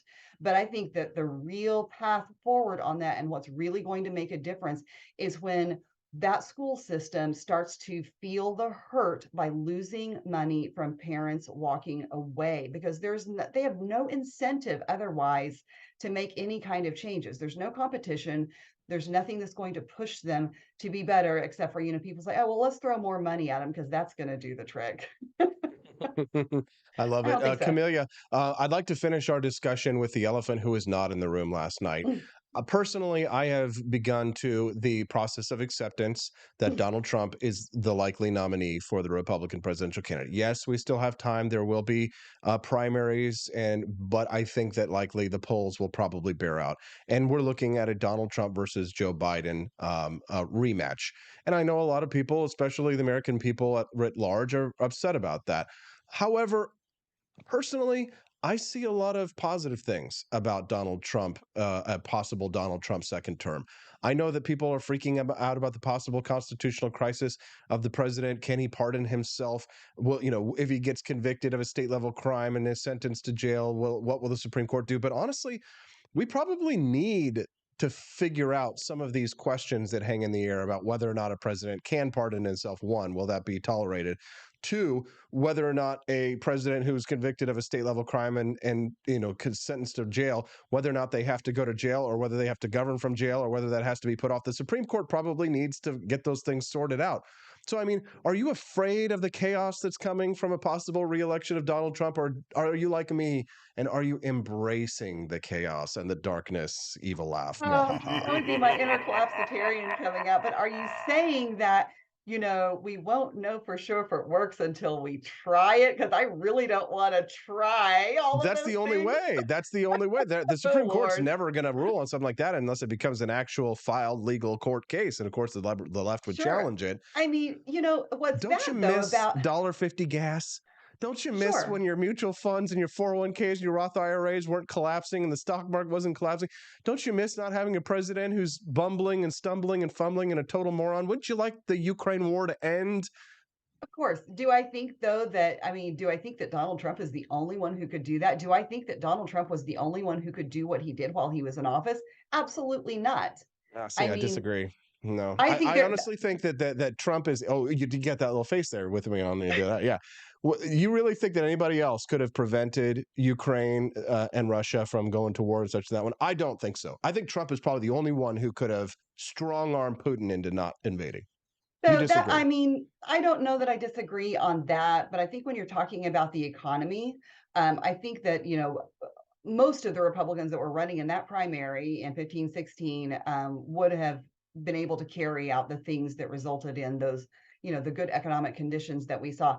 I think that any other Republican candidate, for the most part, right now could do those things, because anything is better, first of all, by this point. But the thing is that Trump is, I think that it is the constant drama and chaos is really what is damaging, because it locks us into this cycle, and we have got to break out of this just perpetual cycle of chaos and drama, and it's not good for us. It's hard to make forward progress. And let's say he wins. Let's say that, you know, he wins over Gavin Newsom or whoever it's going to end up being, really. But let's say he does actually win. Do you think that they're going to let him get anything done? Do you think he's going to be effective while he's in there? I mean, like, is all of this just going to all of a sudden quit? I don't think so. And I'll tell you part of what, so something came up last night that is a large part of what concerns me about his base supporters, is that there was a man there last night, and we were just kind of talking about the presidential primary, and he, you know, made the offhand comment that, well, if Trump doesn't win, he didn't think there was going to be an election. Wink, wink. Okay. No, see, I So, see Trump very much as I think back on my Bible verses as in Judges 16:29. Then Samson reached towards the central pillars on which the temple stood, oh my gosh. bracing himself against them, his right hand on the one and his left hand on the other. Samson said, "Let me die with the deep state." Then he pushed with all his might, and down came the temple on the deep state and all the people in it. Camelia Peterson, anything else you'd like to share with our listeners before we let you go? Well, I just let's hope it doesn't get to the point where we need another flood or something like that. Camelia It Peterson. feels close. Camelia, follow Rare Camelia on Twitter, at Rare Camelia on Twitter. Anything else real quick, Camelia, before we want to go? No, I'm just very much, by the way, looking forward to Daniela's segment, because I'm here to tell you her theology trolling lately has just been God tier, and it's been a joy to watch. God tier theology trolling on that biblical note as we compare Donald Trump to Samson from the Bible. Just don't cut his beautiful hair. Camelia, this is why 2,000, 3,000 people watch this show now. This is damn good stuff. We'll see you next Tuesday, CJ. Thanks for your time. Have a great day, everyone. What a great day. That's Camelia Peterson. What do you think of CJ? All right. Well, yes, as she said, Daniela Pensack has had a forcible conversion to Catholicism. That's right. After an online bullying campaign, she announced that she was finally giving in to all of her haters. She will convert to Catholicism. We'll talk to her about that, as well as her reactions to the debate when we get back on the Wake Up America Show at wakeupAmericaShow.com. Click like and subscribe.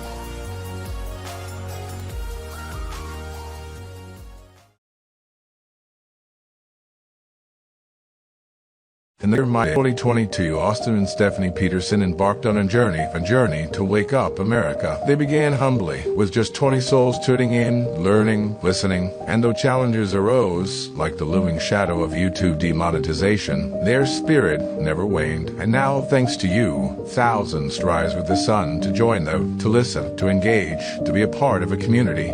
So here's to you. and to wake up America. For memories shared, for friends made, for the journey ahead, and for never, ever forgetting to rise and freedom. Happy anniversary.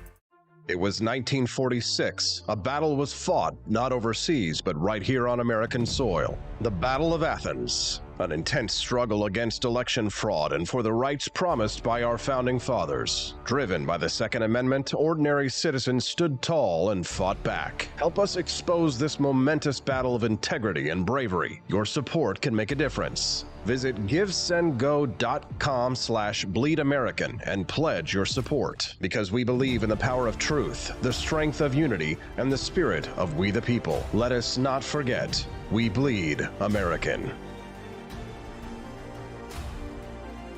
Fire.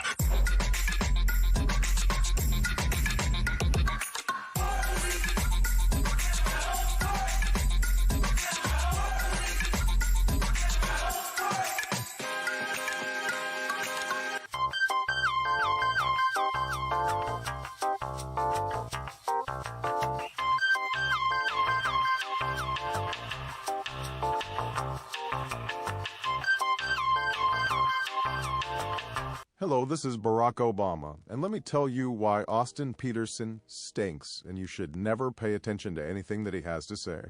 First of all, he's a libertarian, and we all know libertarians are idiots. They don't realize how important government is to everything that we do. I recently became aware that Austin has opened up a libertarian shop at apforlibertyshop.com. Now, I'm asking you as a personal favor to me that you never ever visit apforlibertyshop.com.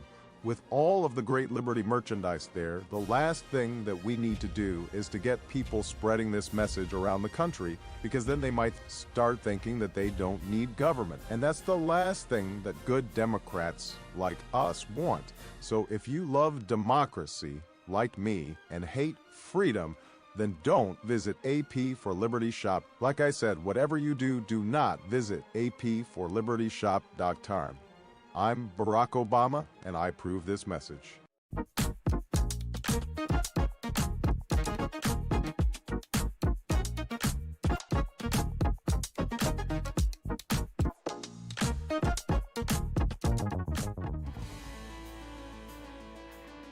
Good morning, Rise and Freedom. I'm Austin Petersen. You're watching and listening to the Wake Up America show at wakeupAmericashow.com. How are you feeling today? Well, I'm glad you're in such a mood. I'm in a great mood as well. Today has now become the highest rated by live viewers show in Wake Up America show history. We had 3,200 viewers a little bit earlier today.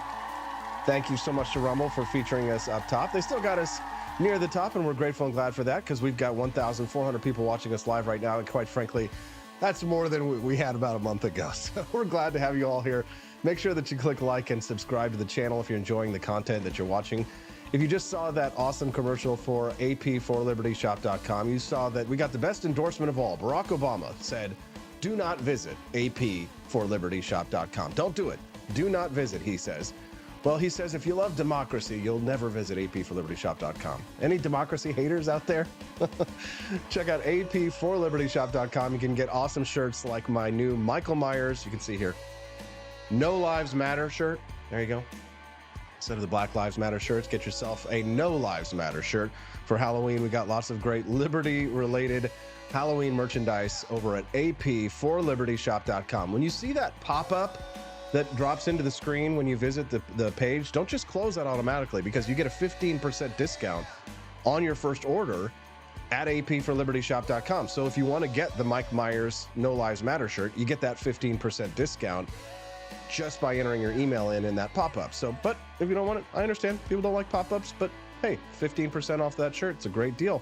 Get it at apforlibertyshop.com. All right. Well, after a lengthy online bullying campaign, my next guest, she's a regular here at 8:30 a.m. Central Time.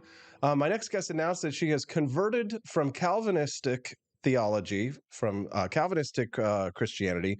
She has now become an Orthodox traditional Catholic after the result of this online bullying campaign. Joining us now, Daniela Pensac. Good morning, Daniela. Ave Maria, gratia plena, Dominus tecum. Good morning, Austin. Yeah, like Austin was saying, everyone, I had a few days ago, I made a series of posts about theology. I did some theology trolling. So originally what happened is I made a post about Calvinism because I was, or I am, a Calvinist. But I wanted to incite some intellectual discourse and theological discourse. But instead, what I had received was a lot of trad Caths or Catholics that got really upset at me, and they basically tried to bully me into conversion. So you know what? I did convert for a day. I did become a Catholic. I mean, I even got the catechism and everything. So, I'm serious about it. And I posted about that. But for some reason, instead of embracing it, I just got even more negative reactions from the Catholic community. So I did have to become a Protestant later on after that. But just out of commemoration, I am wearing the veil today out of respect. Okay, well, now I wonder why you might have gotten a little bit of rage, of Catholic rage. And I'm just giving me just 1 second here, Daniela. I'm going to pull up for our audience. I'm going to pull up the picture that we have. I'm pulling this out, Twitter weirdness. So here we have the first picture where you're sitting on top of a book, and it says systematic theology here, with a picture of, looks like John Calvin down in the bottom left-hand corner as a frog. And we have a very, well, risque picture, if we will, at least by your standards, because you are the perpetual turtleneck wearer. So this is, by Daniela's standards, like a bit risque. And then, of course, we have the picture after the next one when you had fully converted to Catholicism. I mean, these are quite obviously thirst traps, if you will, Daniela. Austin, unfortunately, that's what you have to do these days to even have anyone to read your post. What's interesting is that, people in these communities, they say that they're all for the trad wife meme. They don't like anything salacious. They ignore anything salacious. But for some reason, my third post, I didn't get that much traction, where I am all covered up. I am wearing all red. You can only see my face. That one didn't get that much attention for some reason, but it seems as though the pictures where I am a little bit salacious. Now, again, I don't think they're like that salacious, but it really irked a lot of people. For you, it is, because you always have you always have the very conservative turtleneck on the show and stuff like that. So it's not That's Thirsty true. Thursdays with Daniela on the Wake Up America show. You know what I'm saying? No, that's true. But that's what it takes, unfortunately. And it kind of shows about what this community, what kind of people. I mean, that's just social media. That's the game, right? But that's how the posts got attention. It's And true. that's pretty much what I was looking for. It's true. It's sad. I watch these young, attractive girls whose social media followings will, I've been in this for 15 years, and their social media followings will explode because they post a thirst trap, a little bit of ankle, a little bit of elbow, a little bit of collarbone, and things like that. I'm just like, God, why am I working so hard here? But anyways, Daniela, we appreciate your modesty and sincerity. And of course, it was a very funny trolling campaign. But that's what you get when you wade into the theological debate, which we're actually going to try and avoid here today. I'd rather hear your thoughts. If you could take off your Orthodox trad Catholic veil for us today and reveal yourself to us, and I am reveal a Protestant, everyone. you are a Protestant. You are a Protestant. Yes, that's how I was raised as well. If you wouldn't mind, reveal to us though your thoughts on the Republican presidential debate last night. First of all, who do you think won? Oof. I mean, it's hard. It's a hard line between the man who didn't make it in, Trump, or Chris Christie's Donald Duck line. I don't know. It's really difficult to pick. I know the popular the popular answer is saying that Trump won because he didn't come in. But I think that the dark horse of everything is Burgum. He didn't speak a lot, but when he did speak, I was fairly impressed. And that seems to be the trend I saw on social media. Everyone was kind of surprised, like, where did this guy come from? And he did say pretty substantive things. Okay, so that's honestly kind of shocking to me. The Doug Burgum dark horse on that one, Daniela. So most of the people said yes, that Donald Trump won the debate by not showing. I happen to agree. I think he had the best line last night when he said that he was describing Joe Biden. His quote was, Trump tells auto workers Biden only gets his hands dirty when he takes cash from foreign countries. That's the kind of quote that you hear from somebody who's legitimately running in a general election. It's almost as if the primary doesn't exist for him, does it? That's probably, yeah, that's true. I mean, that is a good assessment, and maybe that doesn't play into his favor very well. But from what I did hear, I was pretty satisfied with the answers, from what I remember. And what did you think of Ron DeSantis's performance? Okay, so that's a really good question. I do think he did better. In fact, I think everyone in the debate stage brought their A game this time because of what happened in the first debate. Vivek kind of dominated in the last debate, and I think everyone came in pretty aggressive and pretty strong and dogpiled on Vivek a little bit. Ron DeSantis being one of them. I mean, he wasn't as aggressive or strong as the rest, in my opinion, but I did think he'd do a bit better. What's unfortunate about DeSantis is that his identity is very much tied to his relationship with the Trump campaign. And that's really unfortunate because, he should stand out as his own candidate. And I know he's trying to, but some of the questions they asked him was specific to his run against the Trump campaign. And I think that's unfortunate because he needs to be his own guy. But I think he did better in this debate than the last debate. But again, he doesn't have the charisma like the rest of them, or at least some of them, like Vivek, which is pretty unfortunate. And I don't know if it'll get him through the entire race. For sure. If you're just tuning into the Wake Up America show, good morning. We're grateful and glad to have you here. Make sure that you click like and subscribe to the channel that you're watching us on right now. We'd be glad to have you come back and join us every Monday through Friday from 7 a.m. to 9 a.m. Central Time. The Wake Up America show streams live. It's a great way to start your day with economic freedom and personal liberty. I'm speaking to Daniela Pensack. She is a Turning Point USA field coordinator for their high school program. And I'm your host, Austin Peterson. Daniela, what did you think of Tim Scott? I was fairly impressed by some of his responses when he could get a word in edgewise. Yeah, when you could get a word in edgewise. Again, like I said, like the rest, he did bring his A game. I don't know. I know people like Tim Scott. Like he and like Nikki Haley, he kind of annoys me. I don't know if it's just like the tone of the demeanor. The first debate, he came off as like a preacher to me. This time, I know he's trying to bring his A game a little bit more. From what I recall, I was a little bit irritated. He just kept interjecting a little bit more than he should have. But all things considered, I mean, demeanor aside, his policy stances I think are fine. They don't differ as much from the rest, but I mean, I'm glad to see that everyone is trying to. I mean, because this is a pretty big primary, and since the last debate, a lot of them, Tim Scott included, it's so lackluster, and I think people in the public are a little bit. They're a little bit bored. I didn't see that many people talk about this debate, despite I think them really trying, and because the king's not up there, Trump's not up there. It's not as entertaining, unfortunately. No, it's not. And but I mean, he has no incentive to show up to these debates because when you saw how they were cutting each other off and the stupidity of the questions, I mean, could you blame him? Because remember that point where they asked them who they would vote off the island like it was Yeah. Survivor? I mean, what the hell does that have to do with the country? It was kind of a joke, wasn't it? Oh yeah, that question was a big joke. I mean, I get what they're trying to do. They're trying to make it a little bit more entertaining, a little bit more spicy for the viewers, because this is, at the end of the day, like, people aren't watching this because we're really concerned about policy and policy stances. People watch this because it's a clown show. We like fights, we like entertainment. So that's what they're trying to do. But I'm really impressed, and I'm glad that everyone, after Nikki Haley asked, "Is this serious?" I'm glad, like, they all took that opportunity to say, no, we're not answering this. I think that was more opportunistic than it was done out of principle, but I'm so glad they didn't answer it because it was a kind of silly question. Yeah, no, for sure. You brought up Vivek Ramaswamy a couple of minutes ago. I mean, he did dominate the last debate, and last night he was a little bit more humbled, but he still seems to be a pretty strong candidate. And he's the only one who doesn't seem to have alienated Donald Trump and his supporters. One, do you think that's deliberate? And two, do you think that ends up with him as a VP nomination or some other cabinet pick? I think he is going for the cabinet pick. I think that Vivek is smart. He knows what he's doing, and he knows that the American public they like that Trump spirit. You know what I mean? And that's what he's really going for. And I gotta give it to him. He does a pretty good job at emulating it. But I do think that it is opportunistic. He is trying to get a cabinet position. I don't know if he'll get picked as VP. I mean, if he does, that would be quite incredible, honestly.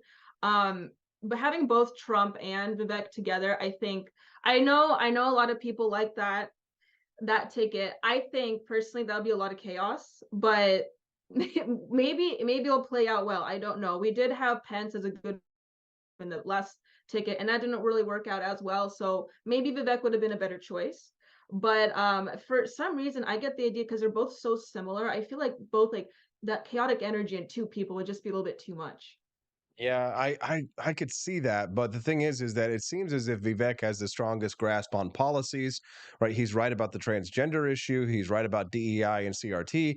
I mean, I have had some people bring up my buddy Caleb Vanderfeltz was joking because we're here in Jefferson City. We've got a mutual friend of ours who was talking about Nikki Haley. Did a really good job in the last debate. But she really just doesn't seem to have her finger on the pulse of where the Republican Party is at this moment. She was talking about how we need to stop focusing on DEI and CRT and just focus on literacy and stuff, as if we can't do two things at once. I mean, I know that she's a woman, so I mean, on some level, it must be nice to have some representation, Daniela. But are you impressed by her at all? You're right. Look, listen, she is more of a policy expert, and I can see where she's coming from. She is a professional in her field, but you're right. She doesn't have the pulse on the Republican Party or just conservatives in general. And she's really trying, and she really did try in the second debate, which is unfortunate to see because, like, look, she is well spoken, she is strong, she could have been a good candidate, but some of her policy stances are a little bit disturbing.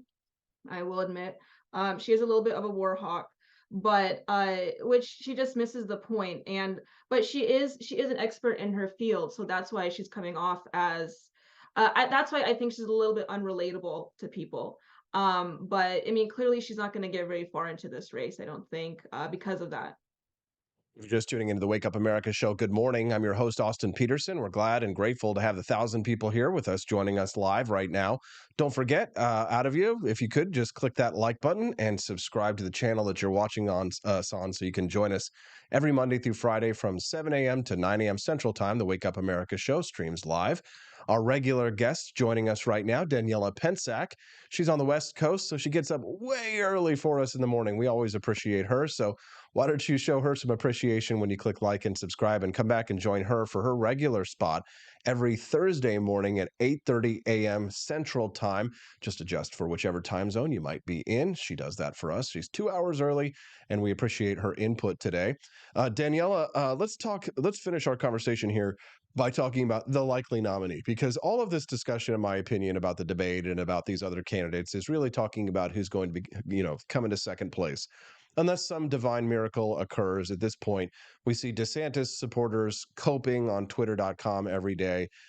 We see, Vivek Ramaswamy supporters, they're very optimistic and positive, but Vivek Ramaswamy is not going to be the president of the United States. Neither is Doug Burgum, Nikki Haley, Chris Christie, certainly not. So what really matters is what's going to happen if Donald Trump wins the Republican nomination. With the fact that he's got 91 criminal charges against him, we're setting ourselves up for a real constitutional crisis if he is indicted and is judged guilty and then sentenced to, even if it's 30 to 60 to 90 days in jail, and he's supposed to serve that when he's president, we're setting ourselves up for a real crisis. Do you think Donald Trump can win, or are we still facing the same problems that we faced from 2020? It doesn't seem like a lot has changed on the voter fraud front. At least there haven't been a lot of law changes from what we've seen. Do you think Donald Trump can win? And if he can win, what does that mean in regards to all of these problems that he's facing? Yeah, well, the laws surrounding him running and winning, this is a very much an unprecedented case. I don't think I've heard legal experts from say different things, and I'm definitely not qualified to state what I think would exactly happen with that. if he does get the nominee, which he most likely will at this point, I think if it's him and Biden again, I think he has a chance to win. But Trump is really but at the end of the day, Trump is really the best person that the GOP has anyway. So, and he's the most mobilizing force that we have. So we kind of have no choice. And look, I'm not like the biggest Trump fan. I know I post about him and how I support him and all that because I do. I support the campaign and I think he's the best candidate we have thus far, but he's not my favorite person. And at the end of the day, all elections is picking between two evils. So I think that's just a choice that's the most realistic for the GOP right now. But as far as how what the law is concerned and how that applies, I really can't say. It is quite unprecedented. Clearly the system will do whatever it can to take him under. And I think that is a sign of something positive in Trump. However, if people are coming at him all sides and trying to take him down, maybe that means that he's the right guy. It's actually a really good point. Daniela Pensack, Turning Point USA field coordinator for their high school program. Daniela, anything else you want to share or plug for our audience before we let you go? If you like my theological posts, as you've seen, follow me on Twitter. It's Pensack Daniela. That's my tag. I'm gonna post a lot more on there. I really want to focus on philosophy as well. So if you like highbrow stuff, follow me on there. Also official Daniela Pensack on Instagram and Twitter. You can find me on there as well. There you go, Daniela Pensack. We appreciate it very much. Thank you very much. And be careful, naughty with those religious thirst traps. They get you in big trouble. I'll do my best. Thank you, Daniela. Have a good one. See you later. That's Daniela Pensack. Did you like Daniela? Send us a text at 573-319-1586. That's 573-319-1586. Last night, Bob Murphy, economist Bob Murphy, you know him, anarcho-capitalist Bob Murphy, says that every time a Matt Gaetz clip pops up on his timeline, he thinks it's me. Take a look and a listen. You are your record. And our record in this country right now is $33 trillion in debt, facing $2 trillion annual deficits. We're in so much debt. We're driving up deficits so fast. We are devaluing American money so rapidly that in America today, you can't even bribe Democrat senators with cash alone. You need to bring gold bars to get the job done, just so that the bribes hold value. You are your record. And our record in this you got to bring gold bars in order to bribe Democrats these days. So far that we have so far devalued our currency. What did you think about that? Very funny. If you're enjoying the show this morning, don't forget to click like and subscribe to the channel. With the highest rated Wake Up America show in history today, I am feeling it, baby. Feeling the love. We're glad and grateful to have you here. I hope that I can earn your subscribe to this channel, rumble.com/AP for Liberty. You can find me, AP for Liberty, on any of the social network platforms. So if you like using x.com, formerly twitter.com, follow me over there at AP, the number 4, AP for Liberty. And of course, visit our online merchandise shop at apforlibertyshop.com. We've got awesome shirts like these. Let's see, take a look at it. No Lives Matter shirt that you can get at apforlibertyshop.com. We've got a 15% off coupon. That's a 15% off your entire order there. So if you go to apforlibertyshop.com and you want to get a couple of t-shirts and a cell phone case or what have you, it's 15% off your entire first order there at apforlibertyshop.com. So when you see that pop-up come in with the bald eagle with a machine gun, don't close that pop-up because that's how you can get your 15% off coupon at apforlibertyshop.com. All right. Well, I did promise you yesterday that I was going to tell you which state was ranked as the pettiest state in the entire nation. And the first answer that most people said was New York, that New York was the pettiest state. Not prettiest state, but pettiest state, right? So most people thought that it was the state of New York, right? If you've ever lived in New York or if you've ever visited New York City, you cut somebody off in traffic, right? You're going to get their wrath, right? Forget about it, right? But it's not really the pettiest state of all 50 states. Apparently, Gotham is not ranked the highest when it comes to pettiness, right? The pettiness study, a September 2023 study, found that New York actually ranked in the top 5 least petty states across the United States. The lead researcher, Anna Osborne, she conducted the probe on behalf of Canadian betting site casino.ca, says for a city that never sleeps, New Yorkers are surprisingly laid back. Our nationwide survey reveals that petty antics just aren't their style. That's actually true. I've lived in New York City and I've driven there, and I had a car in New York for a short time. And I have to say, out of all the drivers across the entire country, I think New York City drivers are actually some of the best drivers because they have to deal with absolute insanity. And once you just learn the rules of driving in New York City, which is just be 100% aggressive driving the entire time, then you're fine. You learn the rules, you're fine. Washington, D.C. is one of the worst places in the country because it's an international city. So everybody from around the world is driving there, like ambassadors and diplomats and crap and from Holland. And, they are all just, driving like mad. So everybody has different rules they play by. But here's the thing. When it comes to pettiness, the heart of Dixie, apparently, is lacking heart. Alabama reigned supreme as the state with the highest levels of pettiness. According to this survey, revealed that 96% of respondents from there copped to being plagued with a propensity towards getting payback. Nevada, Georgia, Texas, Tennessee, Illinois, and Arkansas filled out the other top slots on the maliciousness test, right? So, although not a state, District of Columbia is considered to be the least petty area in the United States. I don't know if I believe that. 67% of respondents confessed to embracing this caustic characteristic. Vermont hit the lower end of the scale there with 68% admitting to pettiness, followed by Nebraska and Utah, 71%, and then New York, 72%. They polled over 3,000 Americans over age 18, prompting them to rate their pettiness on a scale of 1 to 10. There we go. I saw somebody just bought a No Lives Matter shirt. Thank you very much. We appreciate your support. Get your No Lives Matter shirt at apforlibertyshop.com. I'm not so petty than to not say thank you very much and appreciate you. 93%, the pettiest states in the United States, Missouri is at 93%. There we go. Alabama was number 1, 96% petty. Apparently, we're very petty here in the state of Missouri. 93%. Texas is a little bit more petty, 94%. And California, 93%. So California and Missouri, same amount of pettiness. I don't believe it. How dare you? Yeah, if you're very although I do have a lot of exes, I would say that are very vindictive, and there's some of them from Missouri, and they are quite petty. Yes, it's terrible.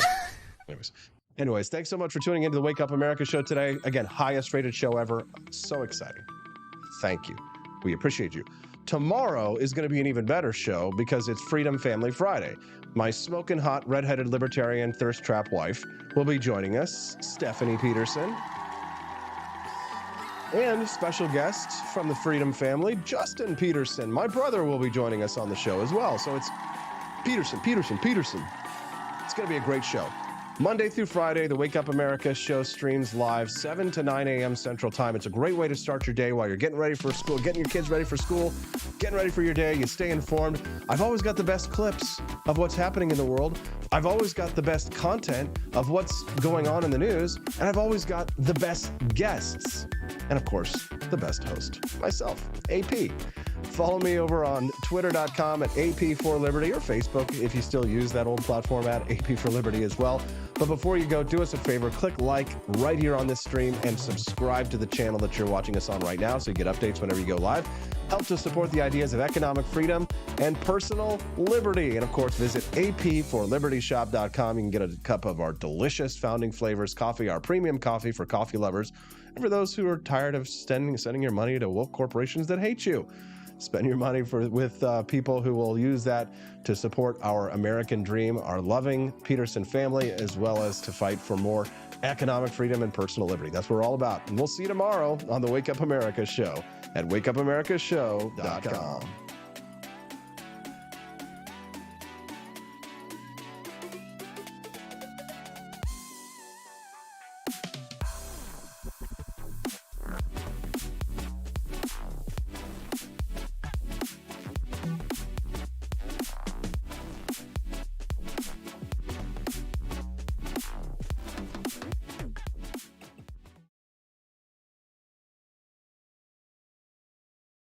In the 2022, Austin and Stephanie Peterson embarked on a journey to wake up America. They began humbly, with just 20 souls tuning in, learning, listening, and though challenges arose, like the looming shadow of YouTube demonetization, their spirit never waned. And now, thanks to you, thousands rise with the sun to join them, to listen, to engage, to be a part of a community.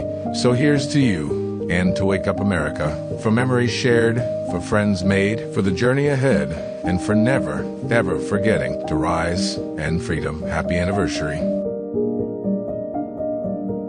I'm Donald Trump, and I approve this message. Believe me, Austin Peterson is the best. He's got the greatest Wake Up America show I've ever seen. Whenever I tune in the mornings and watch the live stream, let me tell you, he has got the absolute best content. I love his guests. It's just a total blast to watch, and I highly endorse and recommend the Wake Up America show. It's terrific, believe me. Halloween is coming. The festival of Samhain approaches, and your lazy butt doesn't have a Halloween costume yet? How can you pledge allegiance to the Dark Lord this year and possibly offend everyone at the same time? Visit the AP for Liberty shop and get your shirt today. The 9 most terrifying words in the English language are, I'm from the government, and I'm here to help. So grab your government is scary tee and tell everyone at the party that you're here to help. Other great seasonal items are available as well, so don't miss out. And visit AP for Liberty shop today. That's apforlibertyshop.com.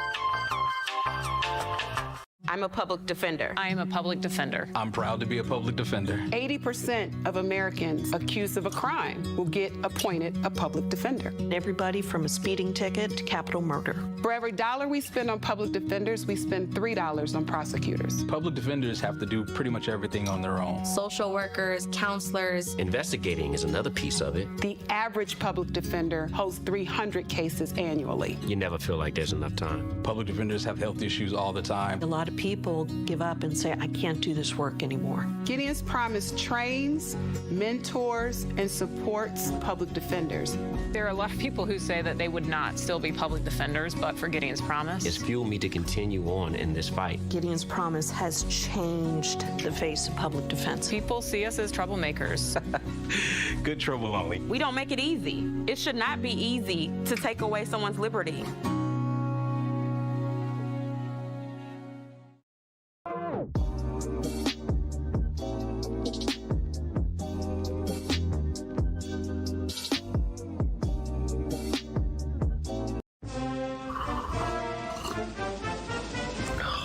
Tired of spending your hard-earned money on woke corporations that don't share your pro-freedom values? Fed up with sipping liberal lattes and progressive cappuccinos? Introducing Founding Flavors from AP for Liberty Shop. Get your day started with Washington's Revolutionary Roast. As robust and principled as the man himself, this blend is the shot of energy heard round the world. Or maybe you want to taste the fervor of freedom with Adams's Patriotic Perk. It's as dynamic and balanced as the U.S. Constitution, sure to awaken your spirit of liberty. For the aficionados, we've got the Jeffersonian Java, a complex mix of flavors that speaks volumes about your refined tastes. And don't forget Betsy's Liberty Lullaby, our decaf option, crafted with the same care and dedication Betsy Ross put into our Star-Spangled Banner. This blend lets you enjoy the taste of freedom anytime without losing sleep. No woke beans here, folks. Just pure, patriotic, pro-freedom flavors brewed with love for liberty. So why compromise your principles for a cup of coffee? Stand up for your values, perk up your patriotism, and start your day the American way. Get your founding flavors at apforlibertyshop.com.